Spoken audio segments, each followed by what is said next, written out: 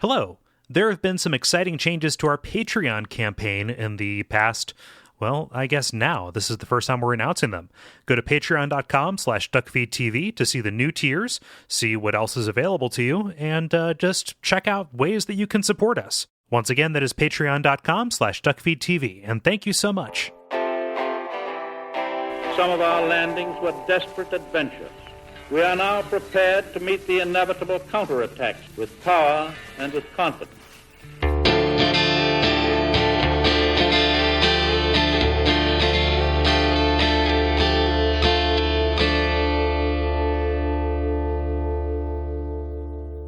Byrgenwerth is an old place of learning, and the Tomb of the Gods, carved out below Yharnam, should be familiar to every hunter. Well, once a group of young Byrgenwerth scholars discovered a holy medium deep within the tomb. In this sense, everything sacred in Yharnam can be traced back to Byrgenwerth. But today, the college lies deep within a tangled wood, abandoned and decrepit. And furthermore, the Healing Church has declared Byrgenwerth forbidden ground. It's unclear how many of its scholars remain alive, but only they know the password that allows passage through the gate. My name is Gary Butterfield. My name is Kole Ross. And my name is Danielle Riendeau. And you're listening to Bonfireside Chat. It is a hunter's favorite. Yes, and this week we are talking about a smattering of lore-significant areas, including the Hypogean Gaol, the Abandoned Hunter's Workshop, and most importantly, Byrgenwerth College. And as you heard, we are joined by Danielle Riendeau of Polygon.com and the Idle Thumbs podcast. Hi, Danielle. Hi, thank you guys so much for having me here. This is going to be a lot of fun. I definitely played quite a bit of Bloodborne a couple months back, so hopefully I'll be of some use here, speaking about the lore and such. Oh no, I mean even just the experience will be useful, and people who listen to the show know, and I mentioned this to an email, but it can't really be overstated. Like you're one of our most requested. I guess a lot of people. It's absolutely true. Like a lot of people who listen to our show have have just said like, hey, we. Like a lot of them listen to Idle Thumbs, and I know a lot of them watch your Let's Play and read your stuff on Polygon, and and said, hey, that would be great, and we agreed, and I'm very happy that you agreed to spend some time with us. I'm personally a huge fan. I mean, just your coverage of Bloodborne, and then also your and not to gush here, but also just kind of your coverage of horror games in general, both on Idle Thumbs and across Polygon.com. It seems you jump on those and represent them very well. Oh, thank you so much. Well, yeah, I mean, I'm super flattered to hear that. And yeah, my God, I'm just a big geek. I think I just get really passionate about stuff. So, hopefully I'll bring my A game. What's your experience with Bloodborne and kind of the Souls series in general? Sure. So Bloodborne was actually pretty much my first real experience with the Souls series. I played a little bit of Demon Souls actually back in like 2009, right when it came out. And I thought that was cool and it was interesting, but it was sort of during a time I wasn't playing as many games. I actually worked at the ACLU, believe it or not, for a little while. And so, I played like 6 or 7 games a year, and that was pretty much it. And Demon Souls, unfortunately, was not one that I kind of got all the way through. Yep. So when Bloodborne came out, my colleague Phil Kohler said, you know what? We've got to do this. We've just got to do a Let's Play. We're going to do a full-length Let's Play. It's like the first one we're doing for a game of this length, more than a 12-hour game, basically. Yeah. Let's just do it. We started doing the Let's Play. I got really hooked, really interested. My girlfriend actually started playing the game, and so, of course, I started playing the game as well. So I sort of had these 3 hilariously almost simultaneous experiences playing the game, or sort of watching someone play the game, or being in the room with someone playing and also commenting on it. So a very interesting Bloodborne experience, I guess. You're experiencing 3 like slightly shifted timelines of the same Exactly. events. Yeah. Exactly. It was very Star Trek. It was like kind of a Next Generation episode or something. It was kind of cool. Nice. Have you gone back at all to the earlier games in the series, having played this, or do you have any interest in doing so? I would love to play Dark Souls 2. And that's also Phil Kohler's fault. He's kind of like, you need to play the last one, and everybody else has kind of told me Dark Souls 1 is really like I should go to that one, but he's telling me to like go backwards, sort of chronologically, and I think I'm going to at some point. It's certainly Yeah. Maybe not just yet, but once I have a little bit more time. And I know we're actually going to probably do some more Let's Play stuff with the Souls series. Awesome. So won't be too long. Yeah, very cool. Like we're big Dark Souls 2 champions on this show. Nice. Despite a lot of those people. And I think mechanically, like that's a good idea because it is friendlier than the first one. Sure, sure. Yeah. So you kind of ease yourself into the water. You like walk slowly into the deep end. As far as I mean, it's not like Demon Souls is an unplayable nightmare or anything like that, but there are some kind of ease of use considerations that came into the series a little bit later. Yeah, that's what I've heard. And also, just being somebody who really liked Bloodborne and totally got into it even without having a history with the series, I'm interested in all of them, basically. I'm kind of interested in seeing where all this amazing stuff kind of came from. So your experience will kind of mirror some of our audience who kind of came into this with Bloodborne and found us and then are kind of going back into Dark Souls and Demon Souls proper. Nice. As it goes along. So you're definitely not alone in that path through the series. Alone in Bloodborne. Yeah, nice. Yeah. That is like the worst personals section, like the Alone in Yarnum. And you take on, will not kill you. Yeah, Hargul misconnections. Oh, seriously, yeah. It's like you were wearing cage on your head. Church garb. Me, one of many bodies in a casket. But I was still animated, and I looked around as you walked past. Oh my god. Wasn't animated until you walked by. That's right. I only have eyes, so many eyes for you. That was really good. Yeah. So what? Cole. What did we cover last time? Well, previously. After learning the secret passwords to the ancient gates inside of the cathedral ward, we passed through the snake-infested Forbidden Woods and slayed 3 Nazgul, which seemed odd, given that this is a different franchise than that. And now we are on the threshold of Byrgenwerth College, but we have some cleaning up to do before summoning the Blood Moon itself. Yeah, and before we get into this, we've brought this up a bunch on social media, and we mentioned in the last episode, but this is where the gloves come off spoiler-wise. Mm-hmm. So we're going to, talk about a lot of stuff. Like, we're not going to go into everything that happens in the end game, but anything that occurs to us is on the table now. Yeah. So this is your warning. It's your one warning, everyone who's listening. Yes, I will sound the spoiler horn. The spoiler horn. Spoiler horn. Bye, boy. Spoiler horn. Yeah. Where are you from? Get it ready. I'm from Rhode Island. Yes, he is. Beautiful state. That's Cole with his classic Cincinnati accent. Yeah, I'm not even from Cincinnati. Yeah, sounds a little bit like Rhode Island, not far. The Cincinnati accent is exactly like standard Midwestern, except we say please instead of excuse me. But I'm not even from Cincinnati. I'm an interloper. So I'm sorry for saying that word that way. It also was like a 20s gangster malls accent more than anything. Like you sounded like Harley Quinn. Hey, bats. Yeah. Want me to sound the joke? Oh boy, I've got egg on my face. Yeah, no, boy, that is I am not good at accents. I'm so sorry, everybody. It's cool. I feel like accents just happen sometimes, whether you mean them to or not. Happens to me often. Don't feel bad. People get delighted when you do your Rhode Island accent, Danielle. They really like it. It's really funny to me because I spent so many years trying not to speak like that, and then I started feeling like, whatever. That's how I grew up. It's fine, Slip in and out. Language is about communication. That's right. Yeah. That's right.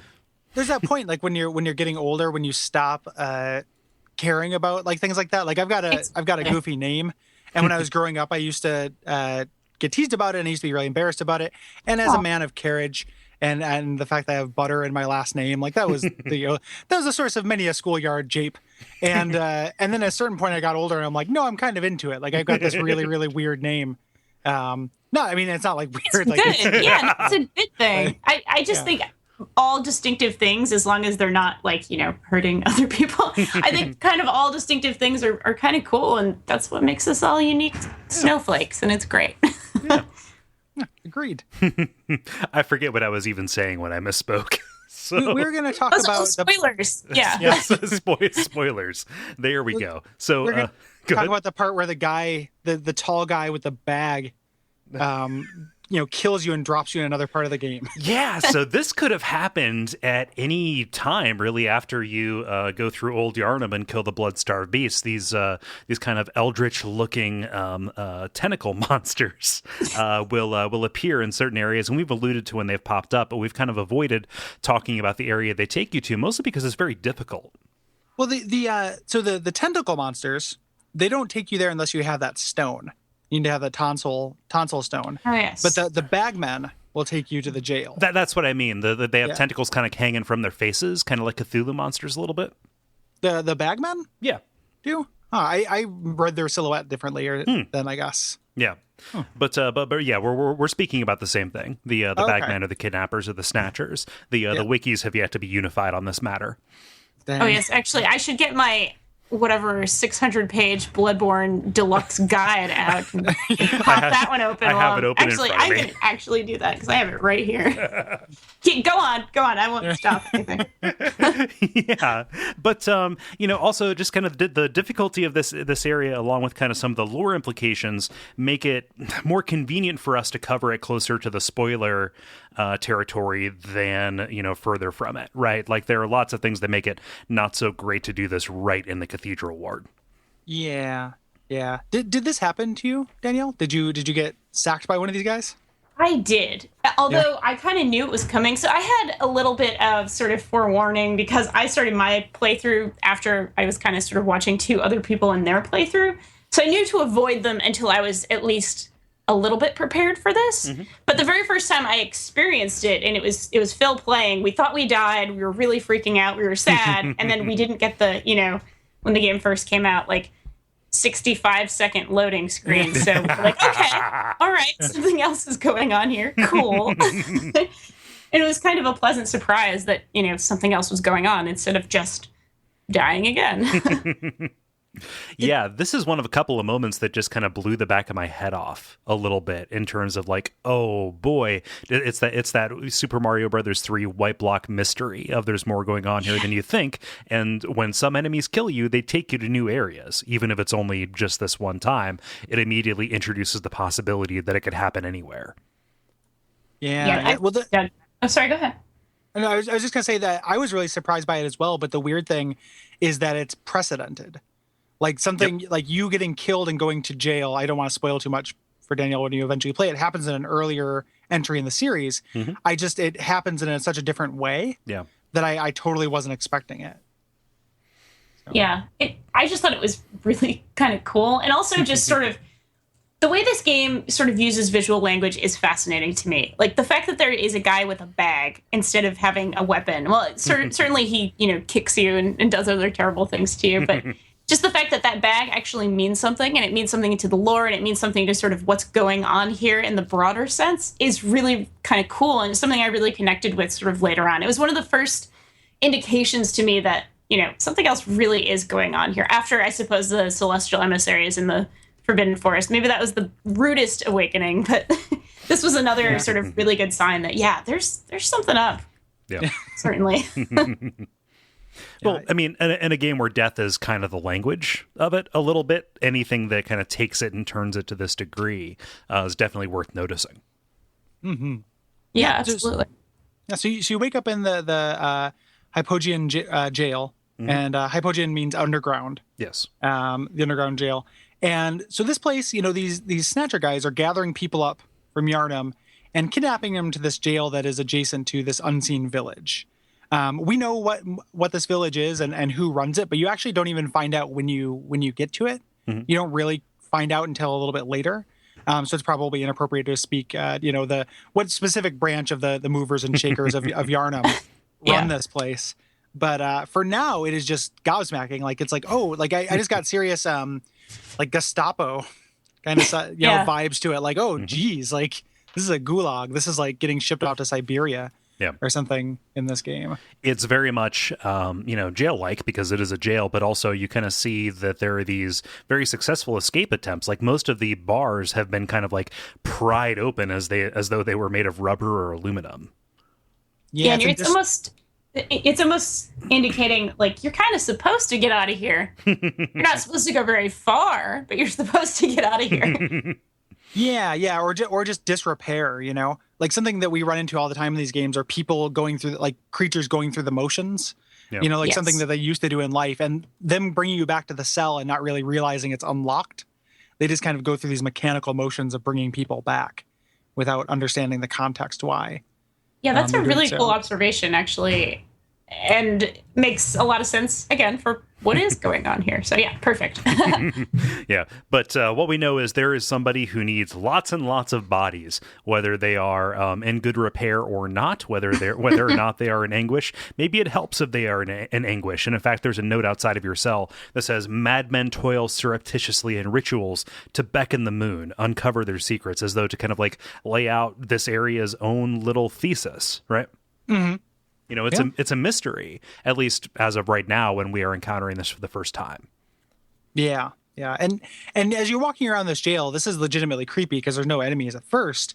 And if you head kind of further in, you run into an NPC, which I was not expecting. But this NPC is heralded by just weeping that you hear coming from this dark basement, which I was certain was going to be some kind of like monster thing, partly because of my when I made the connection with the earlier entry in the series. Yeah. Which also features a maiden in a basement of sorts that weeps when you get out. So I was just like, oh no, like this is, I'm going to get fucked here. But luckily this is a solid character. This is Adela. Yeah. Here. Huh, solid. That's not the word I would use for her. Yeah, I guess that is true. She seems solid. Yeah. I thought it was definitely going to be a, first 5 minutes of BioShock kind of thing where it's a lady whipping and then, of course, she's got a machine gun. It's not a baby, that sort of thing. And she ends up actually just being, she'll only talk to you if you are in, I think, is it black church garb or white church garb? So only if you look like you are an upstanding member of the church yourself. Yeah. And then she obviously has a little bit of drama going on if you do decide to bring her back to the temple. Mm-hmm. So yeah, by this point in the game, you've realized that the church is part of the problem, if not the ultimate source of it. And so her distinct alliance to it. In fact, I never really uncovered a way to engage with her in my first playthrough because I never really wore that armor.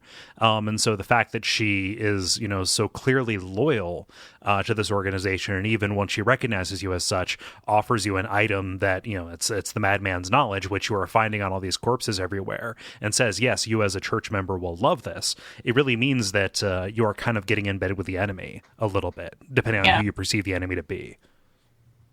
Yeah, just generally in this game, there are so few NPCs throughout the game, and all of them are kind of, I don't know, I think I only actually liked 2 of them. Everybody else is kind of a jerk, or is kind of like so much in this world and unable to kind of, think of anything beyond themselves, that is kind of weird and kind of creepy. And also, I guess, a commentary on sort of what it is to be in this world. I guess nobody has time for caring about things outside of themselves, other than our poor sparrow friend and the other younger woman that you can interact with as well. When I'm blanking on her name, I apologize. Oh gosh, Ariana.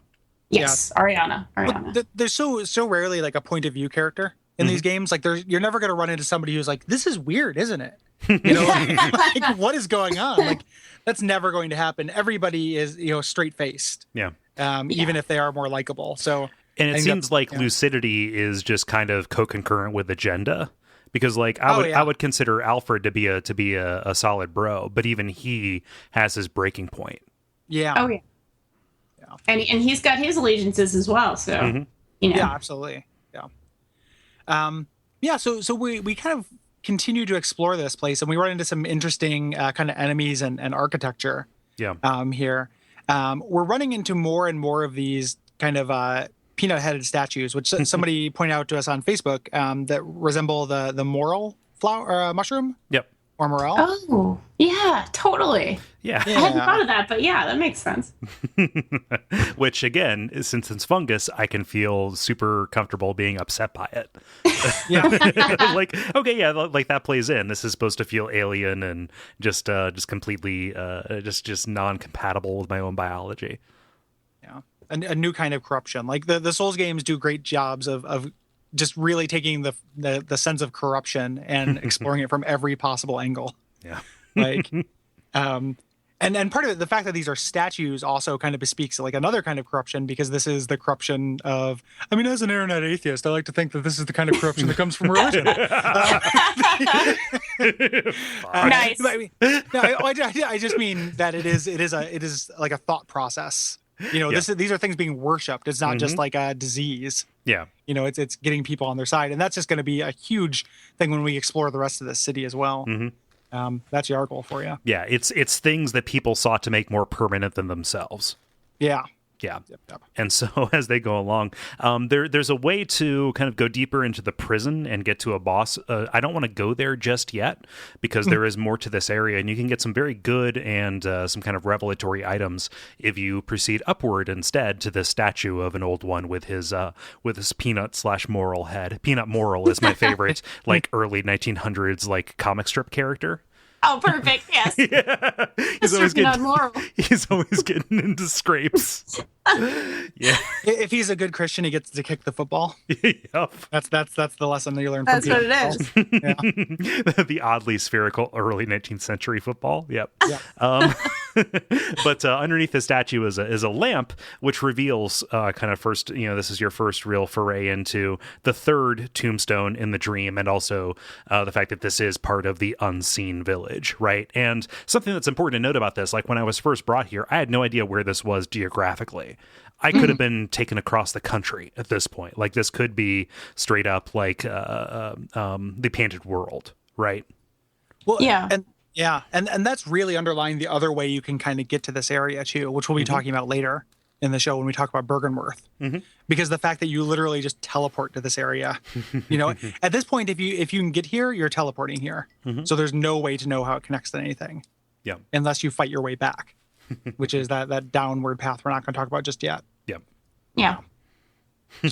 So I love the Yahargul Chapel because it is this gigantic, open space that is lined with grates and things like that. Like this is Silent Hill 3 as fuck. Oh, yeah. Even the color palette. Absolutely. It was 100% that. Yeah. And there are a couple of kidnappers in the middle, along with the moon rune, which increases your blood echo drops and just kind of confirms what you already know about the old ones kind of willing to be of service to you in exchange for something that you can offer. Right. Yeah. And there's also in this area nearby is when you start running into the eye collector enemy as well, yes. which is interesting because we know an eye collector very well. They should get together and hang out because we have a lot in common. Compare notes. Yeah.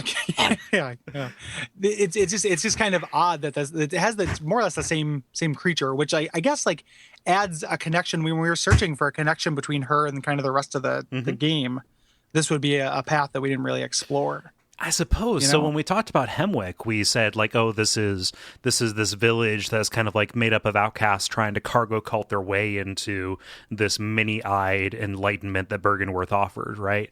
But, because of these eye collectors and the faction that they are kind of associated with, it's entirely plausible that somebody defected and kind of set that up outside. Oh, sure. Yeah, and she became the grand eye collector. So. Yeah, I was going to ask, and I hadn't actually sort of explored this myself, but, do you think because she's kind of doing business or doing business with the folks at Byrgenwerth that, that's why she gets to be covered in eyes? Like this is her prize, this is her status symbol almost in this world? Oh, that they like threw her a bone? Yeah, because they're all over her, kind of. And they're kind of like, I don't know. I mean, she's clearly covered in eyes. She's wearing eyes more than she's wearing anything else. So possibly, or maybe she's doing it as a fuck you. She's like, whatever. I'm going to collect these eyes. I'll give you like half, and I'm going to wear the rest. Like, yeah, I'm doing it for me. Sisters doing it for themselves style, which I'm like. That's great. I mean, that matches up with a little bit of my first read of the area was that Hemwick, as this kind of place that dead bodies went, became kind of a harvesting ground for the School of Mensis, right? Yeah. I mean, it's still pretty like that whole area is pretty open, but I like more or less all conjecture I've heard about the Witch of Hemwick, just because it's such a compelling visual design that it almost demands conjecture. Like it demands some kind of theory. Yeah. without actually anything there. Just because like there's a lady wearing an eye coat. That's right. Like, And it's coming not- out of her hands and all that good stuff. She's can't ignore that. she should just be called Eyeball Lady. I think. She didn't need to be the Witch of Hemwick. Just Eyeball Lady is fine. Just call her Iris. Yeah, Iris. Her theme song is by the Goo Goo Dolls. It's all good. I love the reveal of this first kind of just regular enemy eye collector as you're kind of walking towards the prison, which we'll come to in greater detail later. But there's one that just kind of runs across your field of vision. Mm-hmm. And then when you cross into the larger room, there's one waiting in ambush behind the corner. Like that is like a straight up alien scare. Yeah, specifically on the other side. So if you go to follow the first one, you get eyeball snatched in the back with their crude hook-like implement. Yeah. Yeah. Oh, that was the worst. She always annoyed me so much when that happened because it's just you're so helpless for a little while, and she's not really a strong enemy by any means. She's just got you. She's got she's kind of doing one of those little sucker punch attacks basically, and it's like, oh, lady, you have enough eyeballs. Okay, you have enough. You don't need mine. It's cool. Don't get greedy. Seriously. We talked about that. Like I'm not a big fan of grab attacks in this game in general because of the kind of the regain system, like how you're supposed to be able to strike back and be aggressive. And if something just grabs you and just sucks health out, that doesn't seem to really work so much for me. But I like how they take out your eye with a tool. So. Especially it's pretty gross and perfect for this game. Yeah.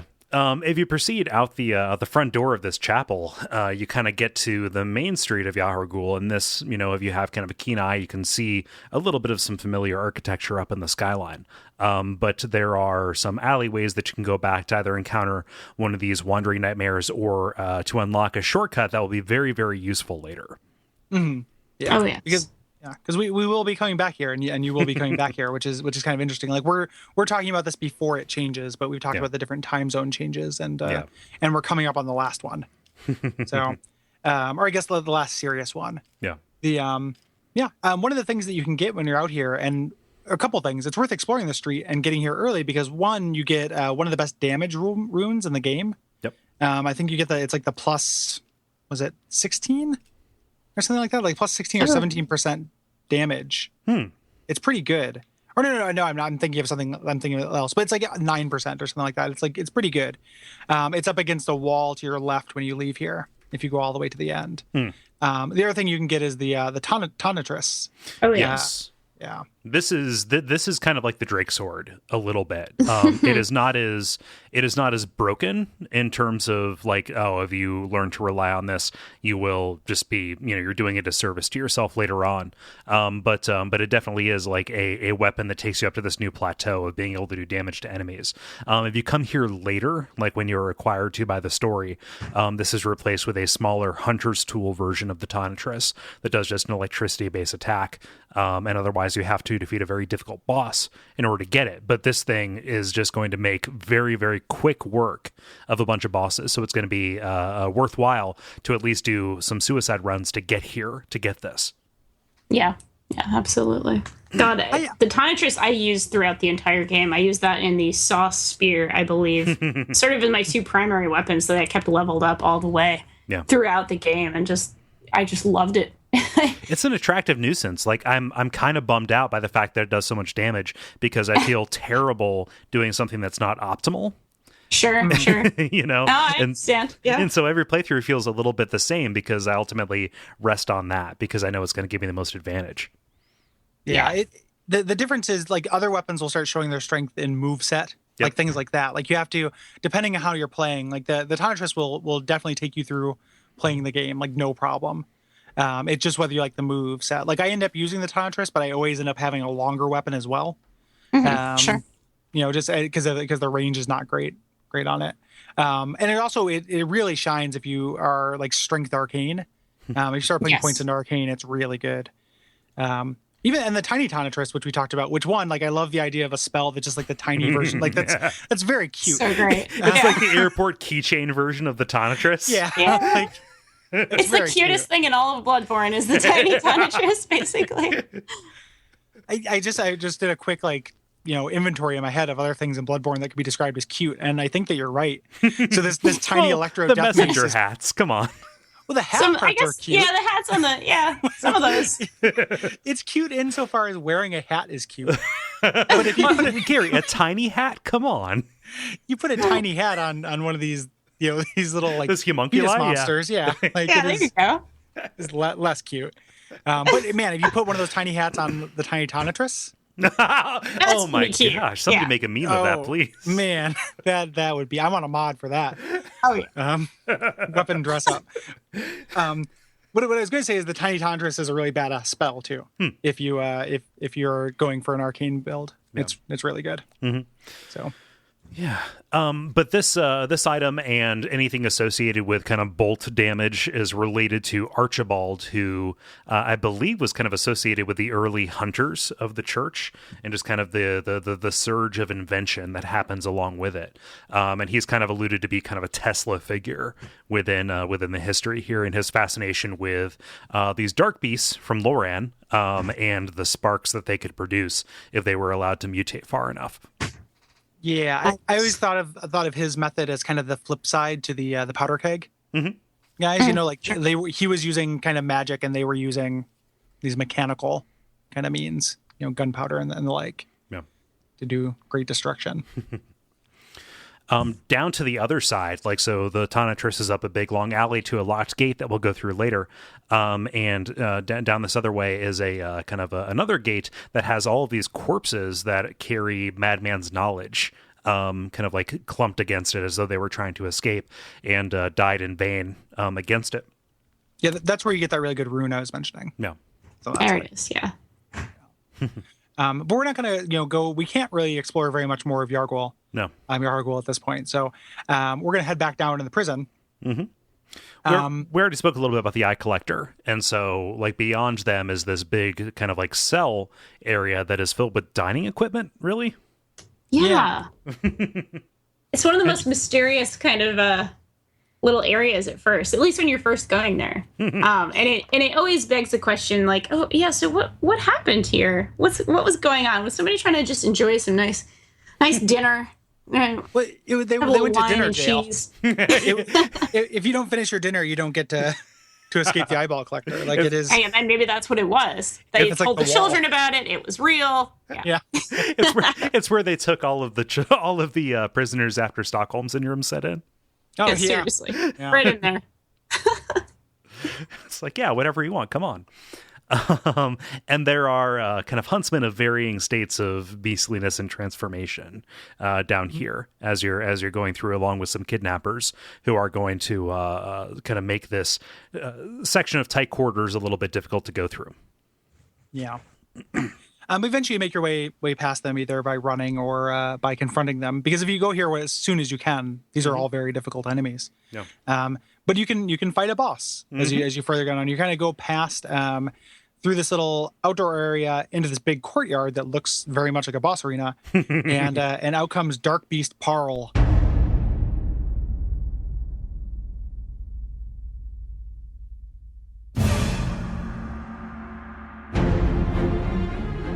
Yes. Which do I wish he was Dark Beast Carl. Hello. Hello. Well, he does kind of have a human face. He might as well have a human name. He has a human-looking skull. And maybe that guy's name was Carl. The donor, the I'm sure willing donor of. It's more Carl than man. Carl the man. Well, it's Carl.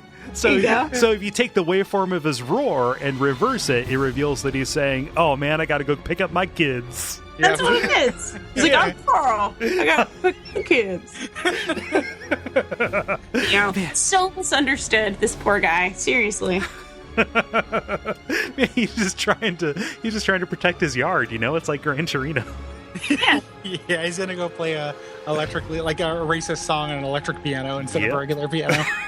There you go. But his appearance just shocks things to hit the keys, Yeah. His appearance is incredibly unsettling. Like we alluded to his face, but he's got this human-like skull atop this massive, just kind of like super lycanthrope form that is kind of electrocuted and made to appear much larger than it actually is by this super static electricity kind of fur that's affixing his skeletal frame. Mm-hmm.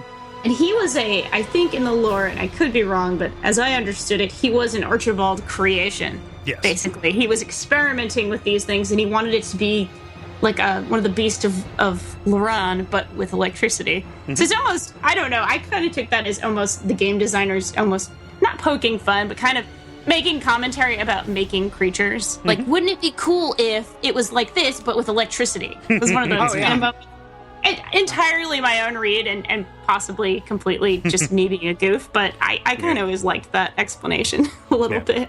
The mortal version of creativity, which is to combine two unlike ideas. Yeah, exactly. Oh, yeah. It's like what if the cast of Community were all dark beasts, and then we made it a T-shirt. It would make it even better. But so this fight kind of plays out like we've seen one of these in many of the Souls games. This is like Sif without honor, although not as dishonorable as the rat authority. Is that the one? Yeah. Authority, the royal rat. Yes, there we go. This is one of the few large quadruped. It's the only large quadruped boss in the game, right? Yeah. I mean, I think you can make an argument for the one reborn.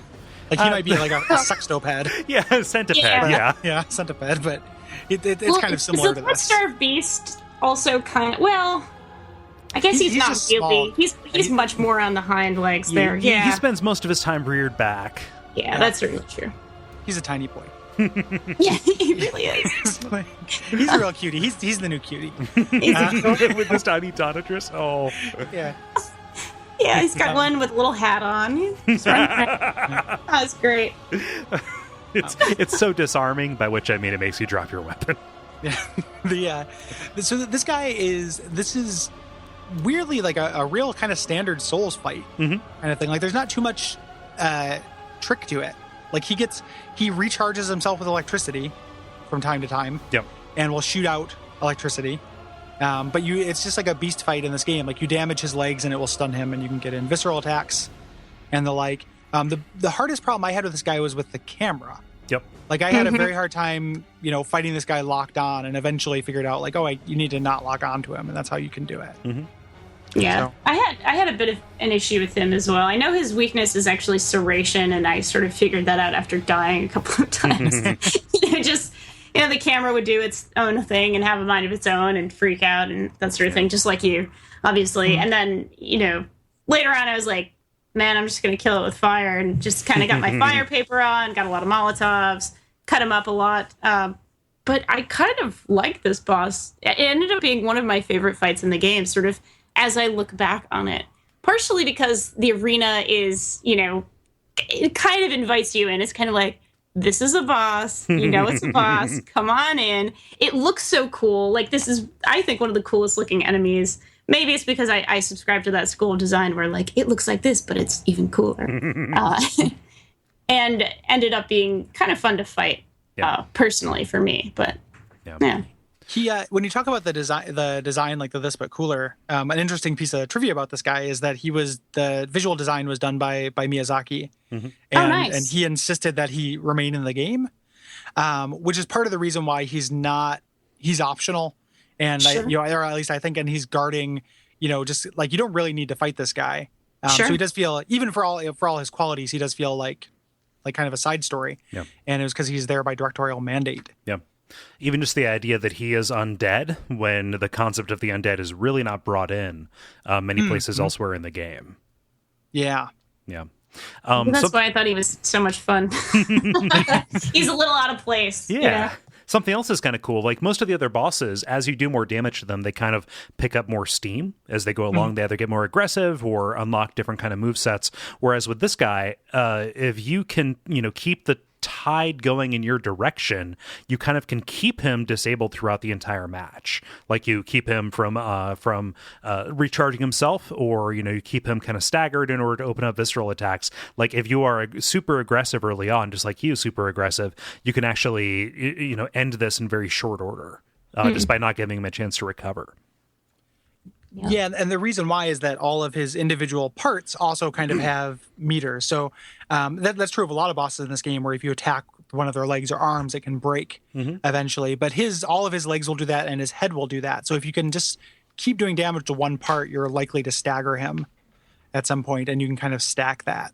It's kind of perverse for them to have him here right after they give you the Tonitrus, which is, it's very obvious that would not be useful. But it took me a long time to figure out what was necessarily useful against this guy, and I just ended up kind of brute forcing my way through it with my axe. I never ended up figuring out fire or serrated weapons on my first playthrough. Yeah. I mean, he's straight up a beast. Yeah, he is a beast, but a lightning beast. Yeah, he's not straight up a beast. I suppose he's a beast with a twist. Beast plus. Yeah. Beast plus. So once you beat him, it kind of ties that geography together we were mentioning, because he leads to Old Yarnum. Yep. Yes. So you are in the backyard of the place where you started. So don't build a jail in my neighborhood. That's right. I'll sign the petition. NIMBY. No, but that infinite potential distance that you could have been carried by these bagmen was collapsed in an instant by opening this door. Yeah. And we mentioned it when we talked about Jura up in Old Yarnum, but this is the path you can take to get to him without aggroing him. So if you want to make friends with Jura, you have to come beat Dark Beast Parl. I ended up doing that on my own first playthrough, just because I knew I could do it at that point, and I was kind of like, no, I want to see what he says. This guy who's been shooting at me for God knows how long, and all that stuff. I'm like, no, I just want to be his buddy. Just give him his let's say, hang out. Yeah. And he ended up being kind of an okay guy. I guess he's kind of my third NPC that I thought was all right. He ends up just being a really well-meaning animal lover, basically. That's his deal. His friends are still dicks, though. So he says, you must vow not to fight the beast, and then the beast come up and they're just like, I didn't vow shit. Yeah, exactly. They're like, well, I'm gonna eat your face, so you might as well put your sword up there. Yeah. So that's kind of this area that we're going to handle now. We're going to go back to Yarhagul later in kind of a big bad way. But first we want to talk about something else that was another optional area we could have gone to, which is the abandoned old workshop. So this is available right when you finish Old Yarnum and open up kind of this elevator through the Chapel of Erden, this off to the right there as you spawn in from the lamp. We could have gone here right away, but really we wouldn't have had much to talk about from a lore standpoint because of what you find here, because this is super, super significant. Yeah, it would have been Spoiler Town, USA. Whenever we find one of these kind of secret areas, Danielle, did you stumble across this naturally, or did somebody let you? No, it took, oh my God, probably the most embarrassingly large amount of deaths for me to do this properly.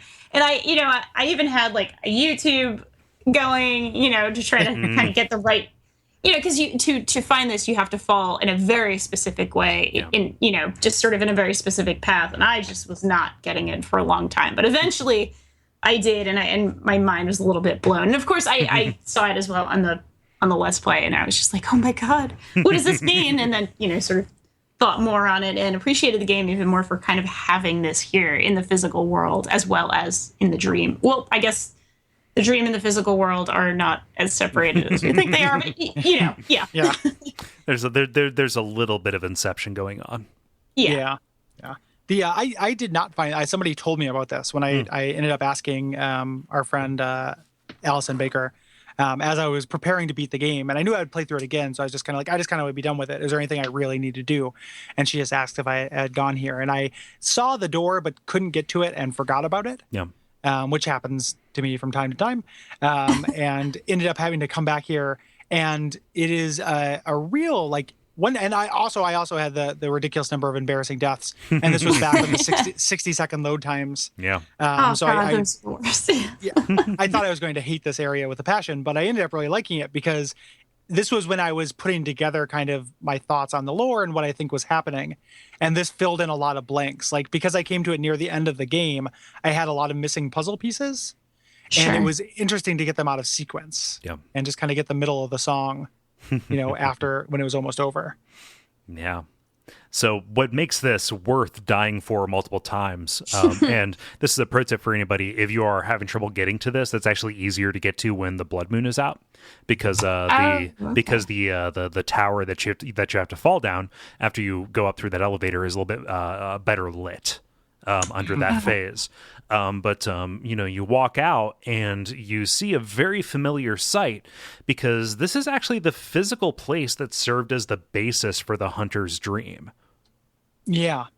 Which was just so weird to me. Like that was just like, that's one of those moments, like those Souls game moments. I was just like, this changes a lot. This is a big deal. And there's nobody's here. What we get that's information from this is based on just item description and things we find here, all of which are important. Like everything you can pick up here is really important. Yeah. Yeah.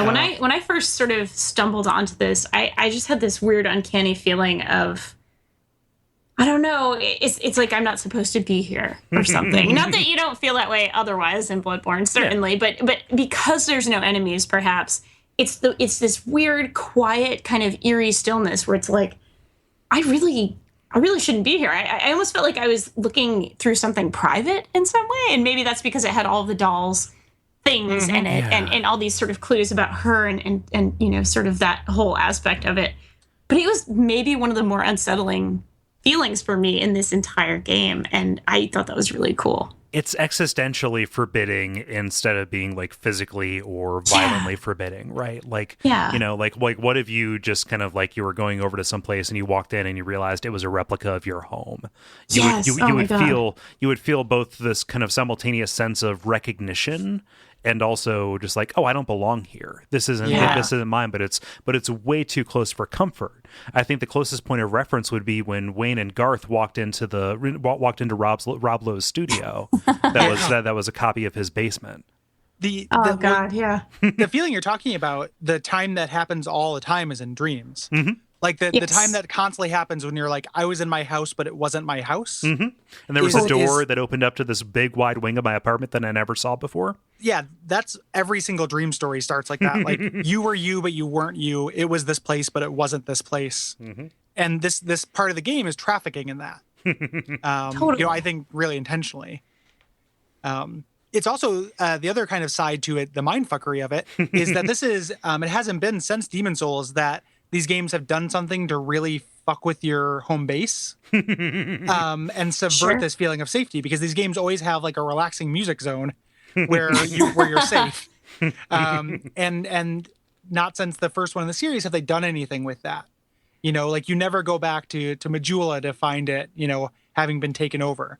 And you never go back to fire. I mean, they do something like a little bit Lautrec and stuff, but with that kind of thing. But they do that here too, I guess, in this game. But this just felt like they were playing with that idea. Yeah, like the safety that you feel going back to the hunter's dream. They're specifically leveraging that. Mm-hmm. It's pretty brilliant, actually, the way they do that. Kind of a master stroke there. Yeah, it's really, really cool. And like we're entering into the part of the game now where like from here on in, there are a couple like gameplay problems I have, but so many things happen where I'm just like, this is just really cool, though. Like this is really impressive. I was totally on board with the little bit of hoodwinking that it's like, oh, this is a game about fighting werewolves too. This is a game about Cthulhu, elder gods. Crazy shit is going on here, and like there's actually reasoning and sort of like motivation for every single insane thing that you see in this, and I just kind of was like, oh yes, give me more, this is great. It was. I mean, I've said this before, but like I obviously like Souls a lot. We do this podcast and everything, but I'm also a big Lovecraft fan. And I went in this game more or less blind. I'd only watched the first trailer, and I was like, oh, it's that werewolf game that From Software is making. I'm sure it'll be good. And then just, Danielle, imagine my delight of just being like, oh, it's not this kind of, boring werewolf story. It's actually your absolute favorite kind of horror story done by your favorite game creator. Oh, it's amazing. Yeah, it was really special. And even for me, like, I didn't come to this kind of narrative through Lovecraft primarily, but I kind of like diagonally got into it through, psychological horror games, Silent Hill, Sure. the notion of kind of just this these dream locations and nightmare logic and things like that, this Jacob's Ladder, Adrian Lynn kind of thing. And so to kind of diagonally come into that same feeling you're feeling, Gary. Yeah. And that was a gift. Yeah. That's so awesome. Where in the game, you may have covered this already, I apologize, but where in the game did you start to kind of realize, like, oh, the jig is up? Like, that's what this game is.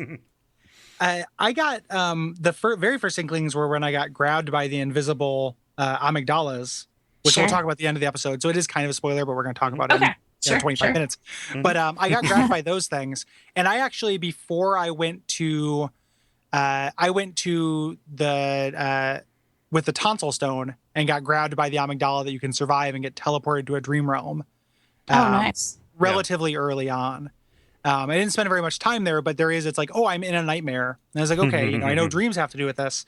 But similarly to you, a lot of it was in the Forbidden Woods, finding the celestial emissaries and going in the back door of Yosefka's clinic. Yeah. And kind of finding the alien autopsies and the like. Oh, God. That's so awesome. Yeah. Yeah. I'm just getting excited even thinking about it. Like, that was just a great feeling. It's awesome. Yeah. And mine's very similar. The when you go to the lecture hall is where it really kind of just like was confirmed, right? Because so much feels like a supposition or speculation until you get something that's like directly on the page. The fact that it's called The Hunter's Dream and there's some dialogue around it, who knows what that could actually mean? Sure. Yeah. So just onto the kind of stuff that we find here, just because of the lore implications to it.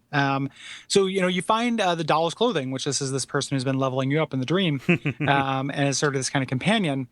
It has this idea that, it was made with this, the descriptions that the quality borderlines on mania and it exudes a slight warmth. He loves a deep love and craftsmanship. And then you also find this hair ornament that's kind of important that seems like it could belong to that. In fact, it says like would look good with gray hair, with a nice sheaf of gray hair. Who do you know who has gray hair? Hint, hint. Yeah, hey, Gurman. Hey. Yeah, he would look good with that, wouldn't he? Just if he just kind of took that hat off. Yeah, do something with it. He's a good-looking guy. Style it up. We could bedazzle Gurman all night. Like That's right. I feel like we could give Gurman a Bloodborne makeover.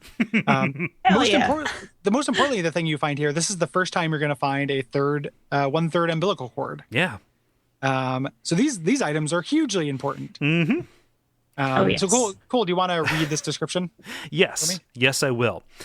Every great one loses its child and then yearns for a surrogate. The third umbilical cord precipitated the encounter with the pale moon, which beckoned the hunters and conceived the hunter's dream.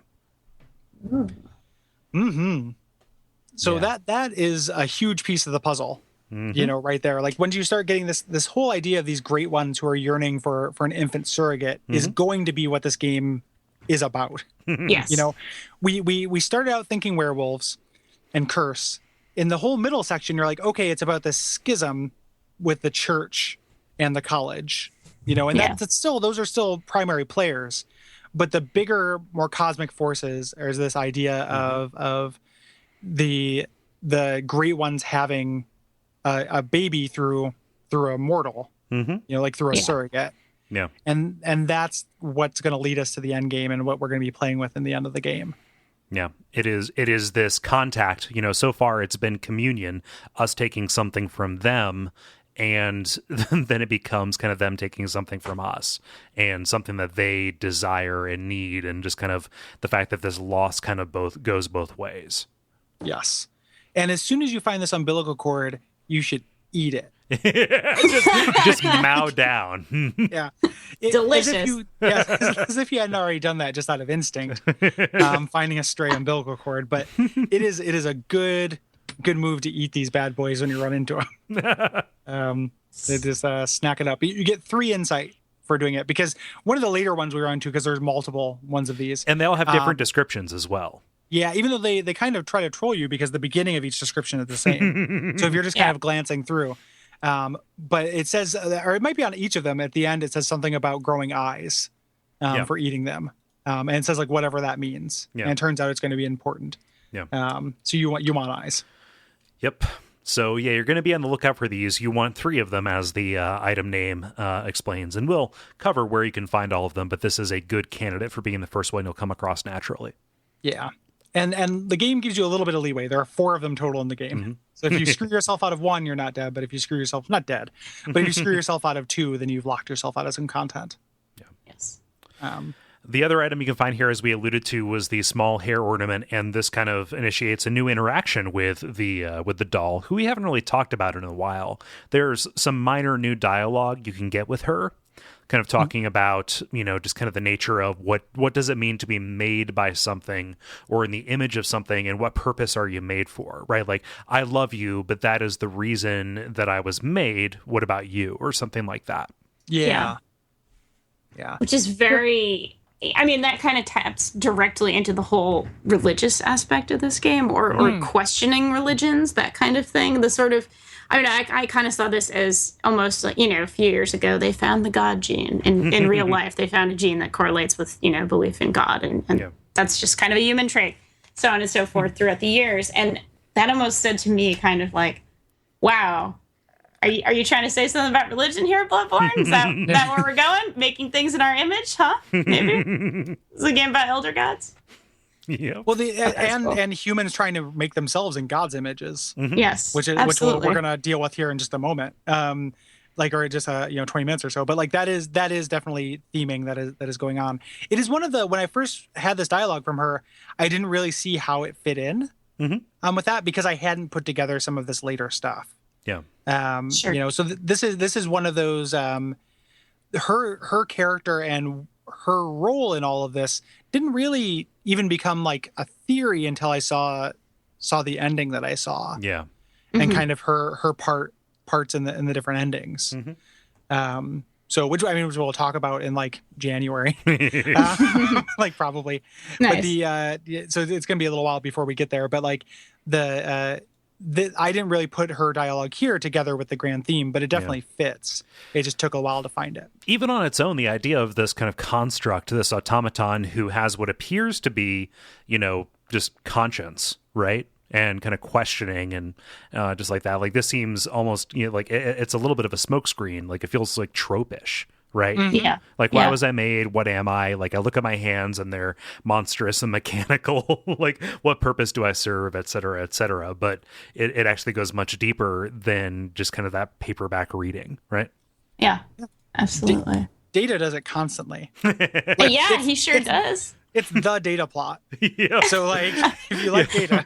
Well, that and fighting Moriarty. Come on. Yeah. Yeah, both of those things. I mean, so she is Data. Who's Picard in this? I guess the hunter is. Huh? Yeah, the hunter would be Picard, but let's because you're like in the central role, like you're the active one in your chair saying engage, and Yeah. I'm gonna give Miko Lash Q. Oh, definitely. Mm-hmm. Like. Yeah. Oh, majestic! I would call the hunter or Garriman rather Moriarty, because he exists solely in opposition. Yes. Mm-hmm. Yeah. And you don't know it the first time you see him either. So it's perfect. Yeah, you don't know he can get loose. Yeah, that's what it is. Yeah. God, the holodeck.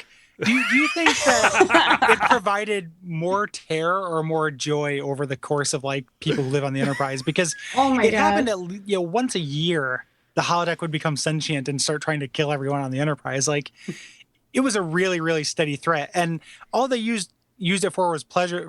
Were like tap dancing stages and totally like forest and stuff. Like, well, they used it for other things on Voyager, I guess, but then they were a little more desperate for entertainment in Voyager, I suppose. Yeah. They were a little further out. They couldn't all just meet other humans and have parties the way that they did in the Next Generation.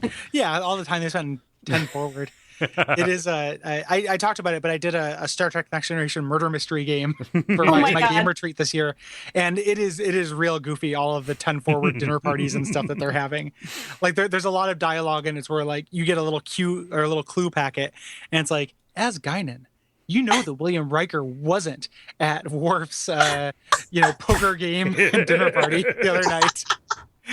And, that's so perfect. I would really enjoy playing something like that, because that would be right up my nerd alley, I think. It's so good. It's pretty good. It's actually and it's looking for a good home. Like, it's pretty funny, but I can't play it again. So maybe I'll send it your way. Oh my God, that'd be amazing. Pretty funny. That'd be incredible. And I just thought of another the easiest other analog, of course, for the Doctor is Yosefka. Yep. And Pulaski is Yosefka's imposter.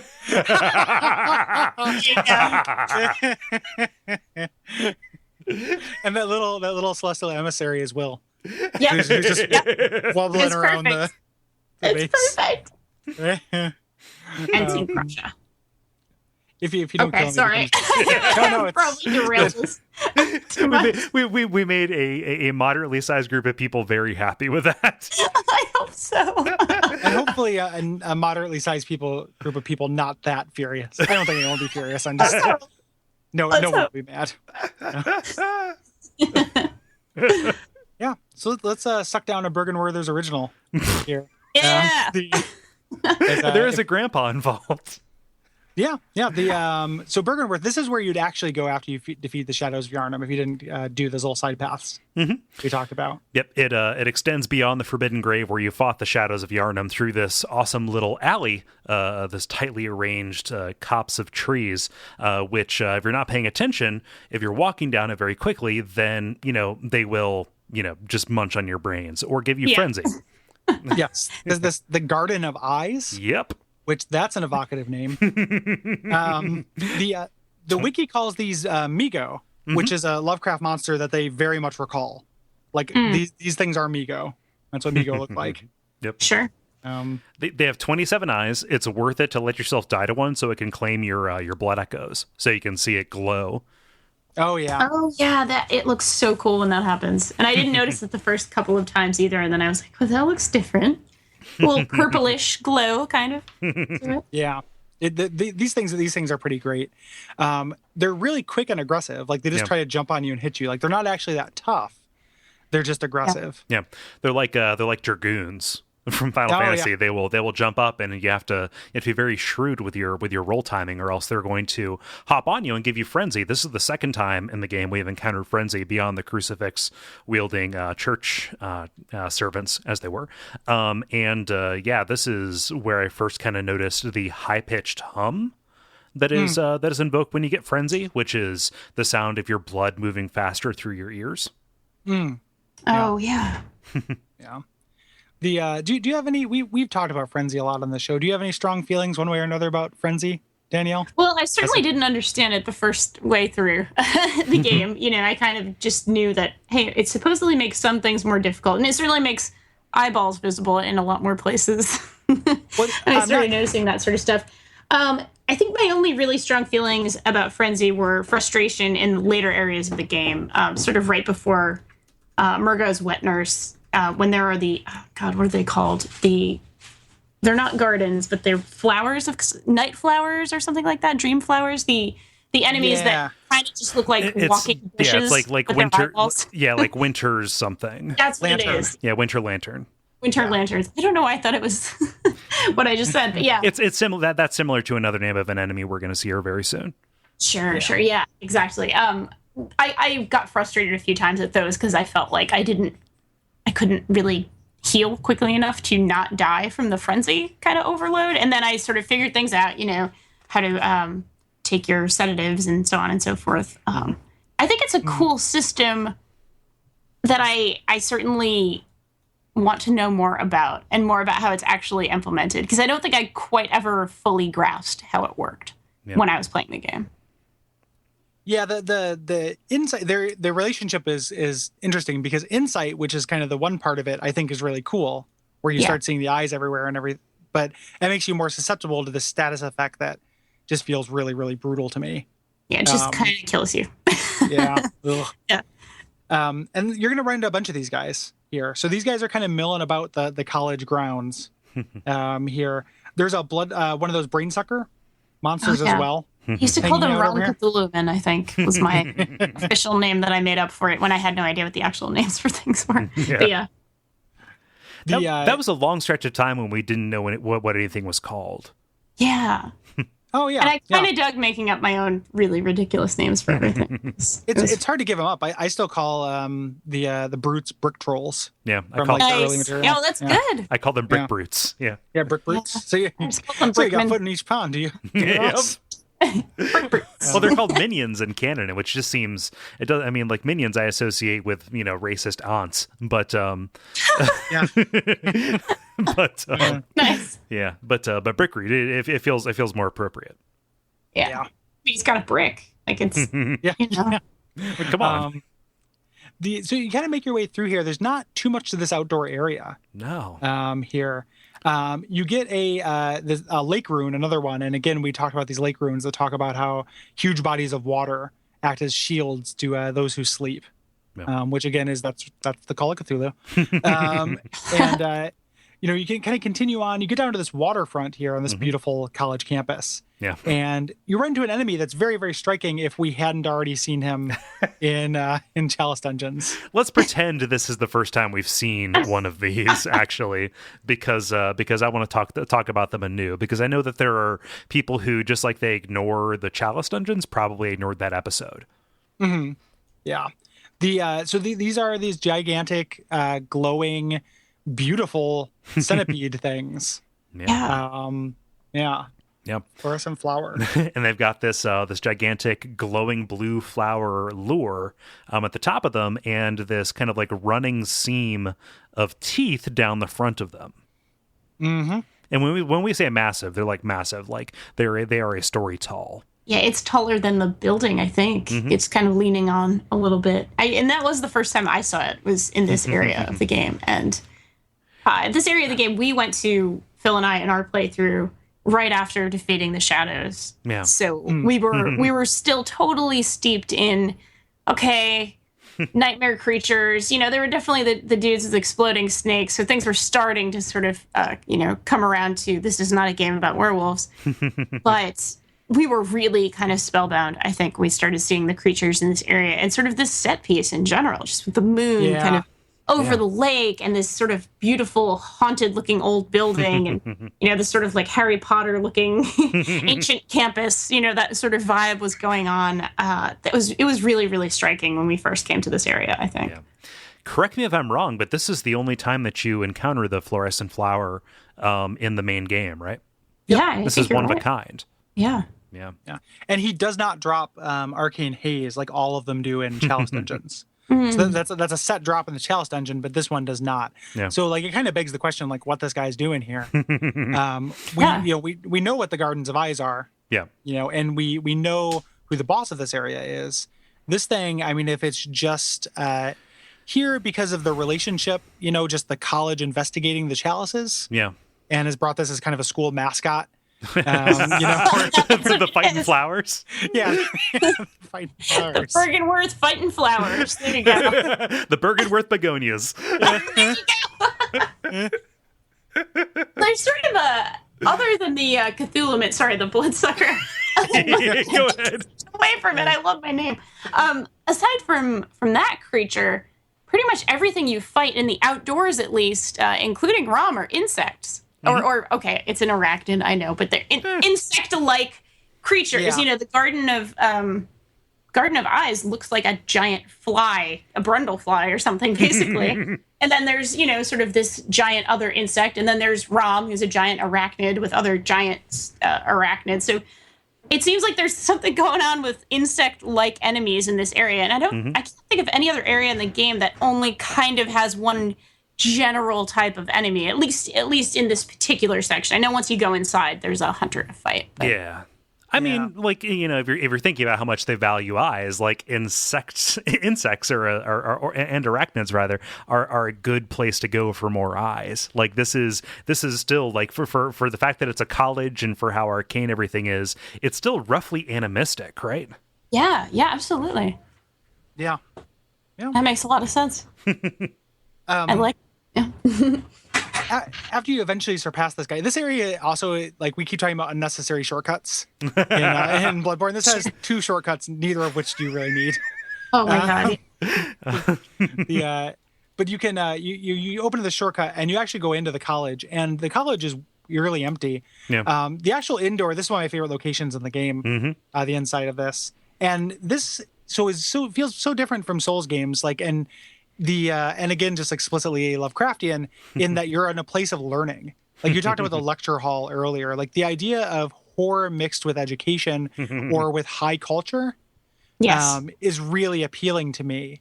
And you only get a tiny taste of that in the previous games in the series. It's the reason why Aldia's Keep appealed to me so much. Yeah, or the Duke's Archives. Yeah. In the earlier games, I was just like, oh, that appeals to what I think of when I think of horror, is this idea of understanding, being hand in hand with horror, and being in this place full, it's just perfect. Like it is just books and everything, and then jars on the ground that just look like science jars, and then you roll out of them and they're all full of eyes. Which is a wonderful contrast because, you probably just recently went to Hemwick and thought, wow, how primitive that they were just gathering all these eyes and they're laying around on these torture implements, et cetera, et cetera. And then this place that is the bastion of high learning is similarly just hoarding these orbs. Orb hoarders. Yeah, exactly. It is this idea of, subverting your expectations. Like you expect this weird, hillbilly village in the middle of the woods to be full of deliverance monsters. Like it is going to be, these are low people. This is the highest, these are the most educated people in the land. Like this is, an institution of learning, and they're doing the same thing. They're just dressing it up differently. Oh yeah. And that's so good. Yeah, there's a lot to that. And I think that's, again, you're saying this is one of your favorite areas. This is probably my favorite interior in the entire game, other than possibly the library in Castle Canehurst, which again, another sort of place of learning, another place of knowledge, where a lot of freaky deaky things are happening.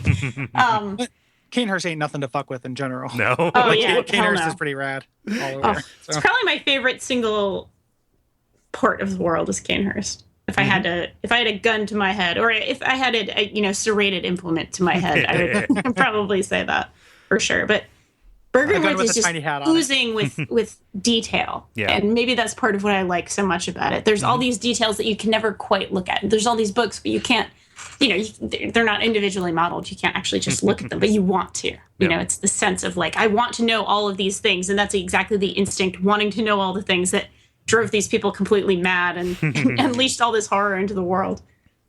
It's a place where we talked a lot about the kind of the clutter of PlayStation 4 games, specifically, at least in our experience, and this generation. And we talked about it really negatively in terms of Arkham Knight, and a little bit in terms of Bloodborne. Like there is a little bit of just kind of busyness in some of the designs that I don't feel like is additive sometimes. Here's somewhere where I feel like it works completely. Yeah. Like a cluttered desk in a place of learning, like that makes sense to me and says a lot. It doesn't feel superfluous. It doesn't feel like doing something because they can. Yeah, it doesn't get in the way. Yeah, as opposed to having the 6th or 7th stacked up coffin or 6th or 7th stacked up, statue. This just feels like it's saying something. Yeah. Yeah.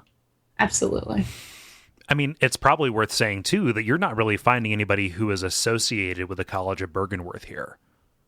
Yeah, not on the inside, and not. Well, I mean, and who you do find inside it is also telling. It's it's a hunter, Yuri, I think. Yes. Yeah. Yuri, the last scholar, who is actually a woman who was sent from the church to gather to gather Willem's kind of last papers, right? And this is a very difficult fight. Oh, yeah. Absolutely. I ate it so many times on this fight. I almost stopped playing the game, actually. This was so frustrating. Yeah. It was definitely her Augur of Abritus, I think, the tentacle attack that she just would spam on me and I would fall down the stairs. Oh my god, it was a mess. She has something very overpowered and very just kind of designed to thwart you for every distance that you can engage her at. Yes. Yeah.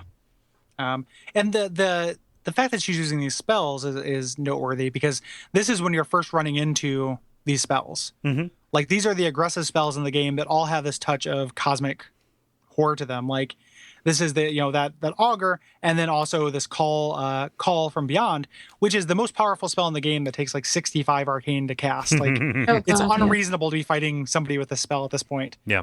Also, what's her Yosefka? Imposter Yosefka had it as well. Oh yeah. Yep. So she, at this point, like, that will probably one shot you. Yep. If you get hit. And one of the things I end up liking about this fight, though, is that the area is relatively small, like, the entire area, all of Byrgenwerth, and it's fairly easy to clear. So, like, if you treat this fight and think of the entire college as the battleground for it, it works really well. Yeah. Like, you have to, like, kind of take cover. You have to set up ambushes, as Yuri chases you, around corners and charge attacks to hit her as she comes around the corner, things like that. Like, it ended up being one of my favorite hunter fights in the game after dying, my dozens of times or whatever. Sure. A German spy, YouTube user, he confirmed that Yuri has maxed out stats. And that's a big reason for why she is as difficult as she is. It's numbers. Yeah. She's tough. Yeah. One of the things, this place is fairly rich in direct lore notes. So you're not reading from my own descriptions. They're just those little sparklies, either bookshelves or on the ground. You find one of them, it says, when the red moon hangs low, the line between man and beast is blurred. And when the great ones descend, a womb will be blessed with child. So we've seen a lot of the first part. Yes. And we're about to see a lot of the second part. Yeah, absolutely. Especially if we actually went to the areas previous to this and got the umbilical cord. Yeah. And knew the great one seeks a surrogate child. Yes. Yeah. At this point in the hypothetical playthrough that y'all are doing with this podcast, have you seen Imposter Yosefka yet at this point? We have, but we haven't concluded her story, so we don't know the state that she ends up in. Cool. No problem. Just wanted to check. Just wanted to check in on there. Yeah, I ended up doing that as well while I was sort of in the forest. So it really helped to kind of know sort of what things were going on from the other two playing the game.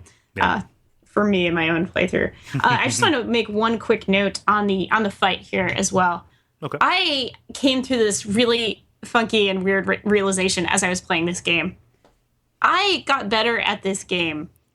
I box as, just as an amateur, like just for fun and shits and giggles and so on and so forth. I got so much better at this game when I started thinking of it the same way I thought of a boxing match, in terms of where I need to be spaced for an opponent, where I need to, what my reach is, things like that. And I certainly use sort of stubbier weapons. I'm really short in real life, and I don't have a very long range for my punches. So I actually started playing this game as if I were physically boxing in it, which I know is a very weird comparison.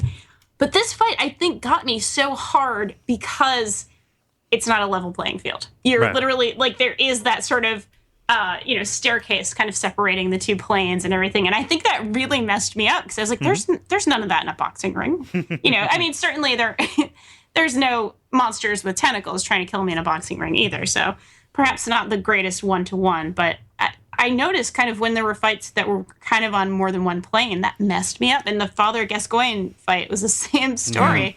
That one messed me up badly, also because of the obstacles in the way, all the gravestones and things. I got caught on them all the time, and I was like, okay, I need to actually rethink this. But just a weird kind of funny note that I'm not sure how many people experience something like that, but it's kind of interesting. It's kind of weird because people say if you're playing fighting games, you should never look at your character. You should look at who you're playing, right? Sure. Like yeah. that is that's one of the key strategies to win. But in games like this, especially where the design so often is pitting you against both the environment and the enemy, Yes. if you're approaching it like this adversarial thing just between you and who you're directly fighting, I could totally see how the way that you fit that in your head would kind of like work against you, especially if you're conceptualizing it in a way that doesn't directly fit what the designers are having you do. Absolutely. Yeah. And certainly it actually helped me for most of the fights in the game. But whenever there was just a massive differential in sort of height, or there was something, like that I really needed to kind of keep in mind, that's when I kind of ran into the most problems. And there are mechanics that won't fire if you're not on like level playing ground, especially like visceral attacks and things like that. And there's like hitboxes on certain movesets will be kind of wonky too. Sure. Yeah. Yeah. Spells and bullets will be blocked. That makes sense. That's interesting. Like there haven't, because I'm a non-combatant in general, there have been few things I've been able to take from real life and apply to Souls games. Sure. That's super neat. It's kind of fun and interesting, but yes, of course, not any kind of 1-to-1. I don't fight with large swords and guns. I just, we don't have a sport for that. Yet. Not yet. Not till we have a holodeck. Yeah. There's another lore note up here on the second floor as well that says, the spider hides all manner of rituals, certain to reveal nothing, for true enlightenment need not be shared. And this kind of mirrors a note that we found in the Chapel of Erden, talking about the spider kind of blocking the rituals and the revelation of Erden himself. Yeah. When he's blocking it, he's hiding it from you because of what's going to happen afterwards. Once so it's kind of a double meaning. Like he's hiding it, keeping it secret, but he's also part of that shield, part of that huge lake bed of water. It also can be read as reference to a character who gave us the tonsil stone, who sends you towards telling you to go pray and do this ritual, but does not have your best interest at heart. Which we talked about getting the tonsil stone, but we did not talk about that encounter, which we will when we talk about Yargul more fully. Who that is. Yep. And we'll also talk about like what enlightenment means as we kind of discuss this next NPC we're going to encounter in the boss fight that lies beyond them. Yes. Yeah, because you go up into this rotunda and you grab a key that is right beside this horrible fetus monster inside of a cage on a counter. Did you guys see that? Yeah. Oh, yeah. That's delightful. I was frustrated that you had to go get a key for this door, given that it was right upstairs. Yeah. A little bit. Like, I don't really understand it. Other than wanting to have a little lore note about the Lunarium, and it just tells you something you're going to find out as soon as you open the door.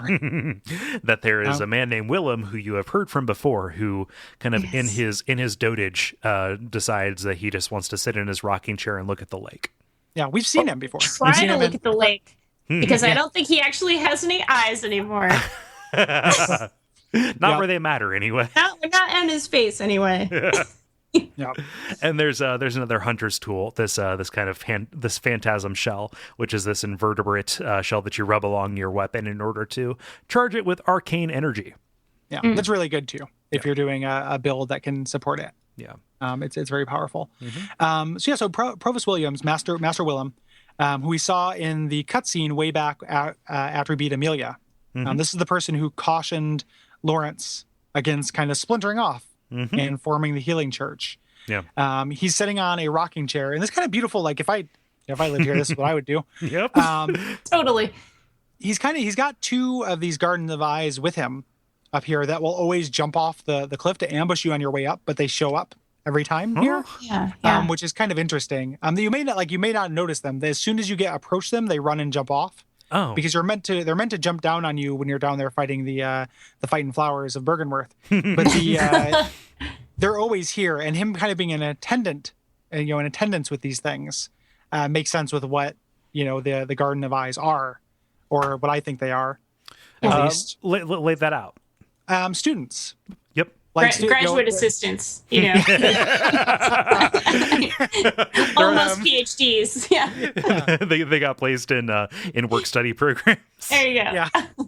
Yeah. Because the what the college is doing is trying to gain enlightenment through closeness and kind of through additional insight and closeness with these great ones, and kind of to establish contact with them, right?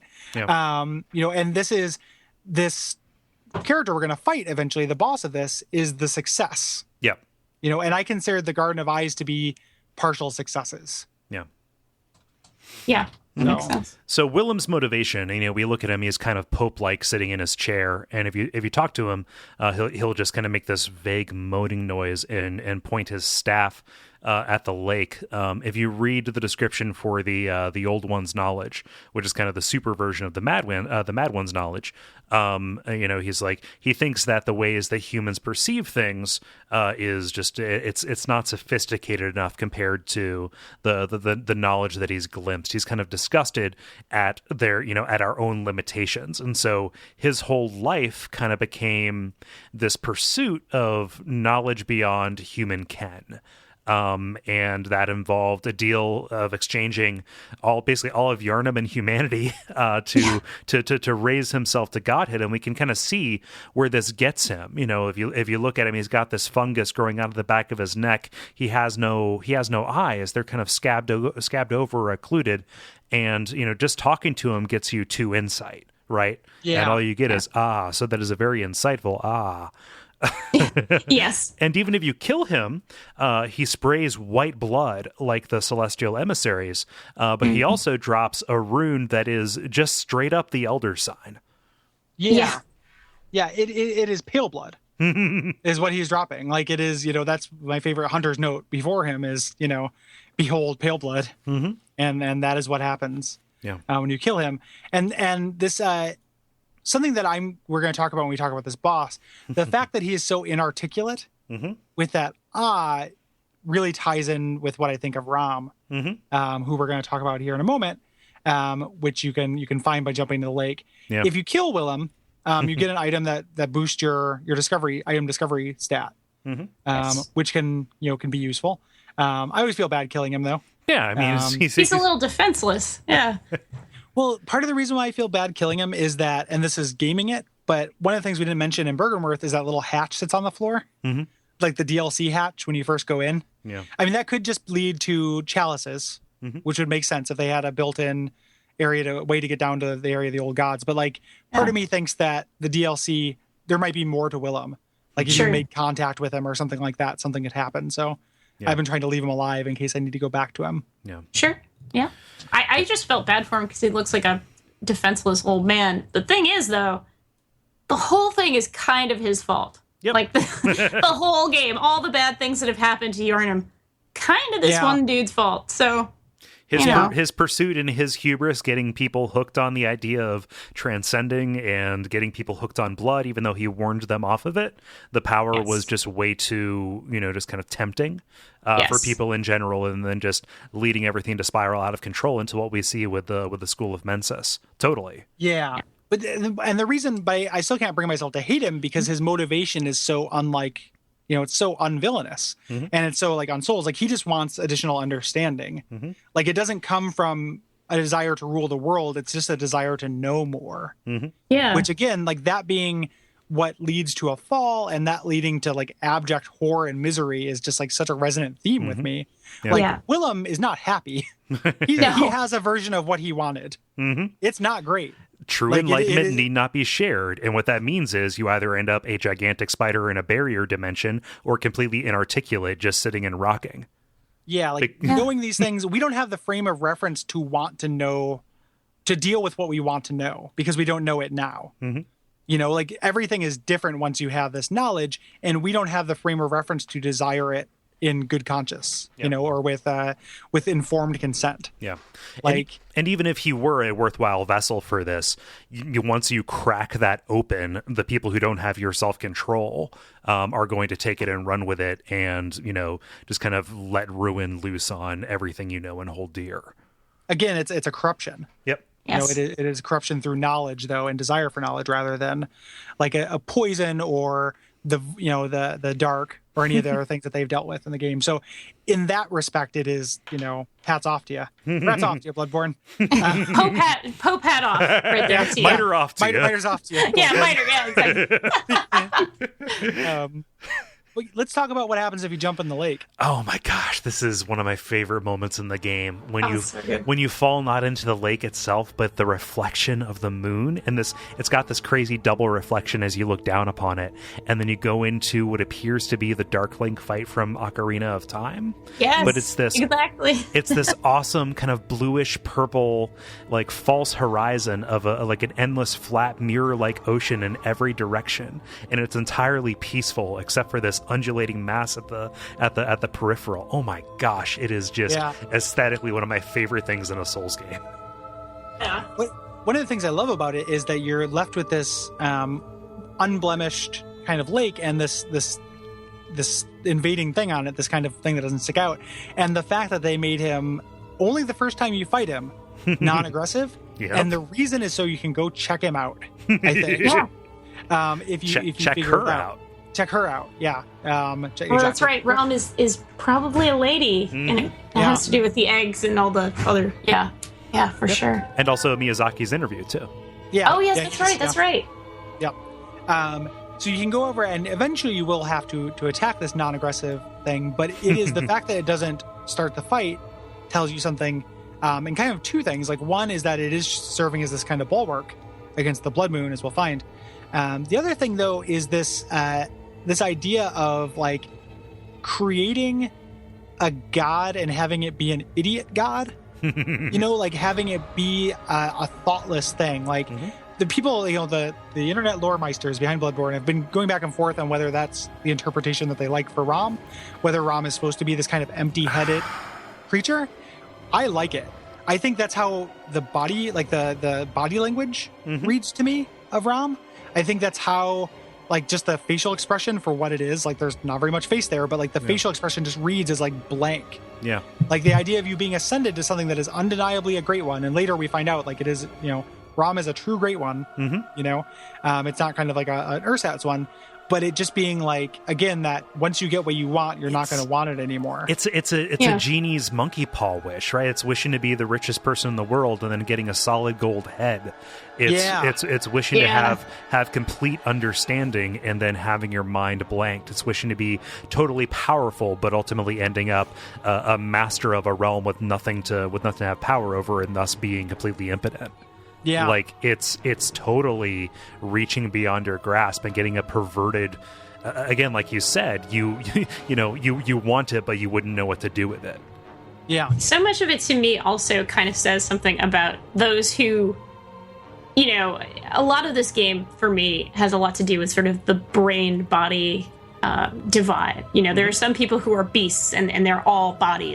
There's no more mind. And then there are the folks who, the scholars here who are no longer body, or no longer the bodies that they once were, but now they're all mind, or that's what they wanted, and that's sort of saying that going too far in either direction is a horrible thing. Like, humanity is best when it acknowledges sort of the animal and the refined, higher mind kind of aspects of humanity. Maybe I might be reading a little too much into it, but I really like that. I like that idea in general. And these people, the whole idea of what if you could have the most infinite mind, but then you would no longer be human, really speaks to me. And yeah, again, that's totally a Star Trek thing, but it's something that really does speak to me as someone who likes to think that living in both of those dimensions is a really good thing, a good, healthy thing. Yeah. That's a really good read. It's a toggle, right? Where just base humanity is right there in the middle. And what happens when there are forces beyond your control, or forces that you unleash that kind of push you in one direction or the other. Absolutely. Yeah. So you can sit down and look at Rom forever. Like Rom will never start to fight you the first time. And when you hit him, he won't do anything at first. But raiding from the sky will be a dozen tiny ROMs. Yep. It's like they're shot out of missile launchers from from overhead planes. Yeah. Oh God. They dive bomb down. And I like this fight a lot. Gary, I know that you don't, and Danielle, I want to get your opinion as well. But let me know if you disagree with this. This is football. Oh, totally. It totally is. You're trying to get in there and sack the quarterback, and all of these Spider-Men are the linemen, and it's just a matter of trying to find the line and make your play and get out before too much damage is done, so you can reset the line of scrimmage and then go again. I think I like it in theory. I think I just wasn't skillful enough to kind of really get the timing right in terms of dodging out of that second wave attack. Sort of when they come raining down again. I was cool with dodging them as they individually jump at me. I had that down. But it was that sort of second wave that always got me, and I always kind of got frustrated with it. And I was like, I just want to hit the spider. Come on, let me hit the spider. Yeah. For me, it was just numbers. Like, it just ended up being, it was too easy to have one spider stun me and then another one that was off camera that I can't. I don't have eyes on every side of my head. I can't look at. I don't have a panopticon. And it just jumps up and lands on me, and that's it. There are just way too many moments that I'm fighting one thing that I had to fight. You try to get in there, the standard advice for this fight is don't fight the spiders. Yeah. Just fight Rom. But just even fighting Rom, one spider walks up and love taps me from behind, and another one dive bombs me on the head. Yeah. And that's it. Or one taps me on the side, and that's when Rom decides to turn over on his back and be cute and get a belly rub. And when you give Rom a belly rub, people get mad. It was just numbers. And I think that it doesn't speak so much to the fight. I had a real revelation when I was playing this again for the show, is that I would have liked this fight in Dark Souls 2. And the reason being is that in earlier Souls games, you have a passive defense. You can put on heavy armor, you can wear a shield, things like that. You don't have to see things necessarily to defend from them. In this fight and in Bloodborne, I love dodging. I've gone through all the Souls games without a shield. It's very fun to dodge roll through everything. Yeah. But when you have threats literally coming from 365 degrees around you, and there's no way to use the environment to your advantage, there's nothing you can do to mitigate that. It just felt shitty to have my super low Bloodborne defense assailed by, just one 1-2 punch of spiders. And it just I felt like I wasn't able to do anything about it. A lot of my deaths to Rom felt arbitrary and infuriating. Especially once she starts casting spells against you, because otherwise it's just her cadre who can hurt you. And the spells make it either difficult to be close to her because of her AoE, or even to make your approach because of kind of the soul spears she arcs at you.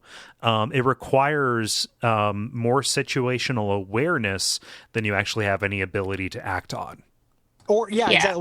When I say I would have liked it in Dark Souls 2, I also would have liked it in a game that had an overhead perspective instead of an over the shoulder perspective. Anything that would allowed me to see more. I mean, maybe that's the weird meta idea of this fight is if I had more eyes, I could have. That makes sense. That's some Kojima logic. There you go.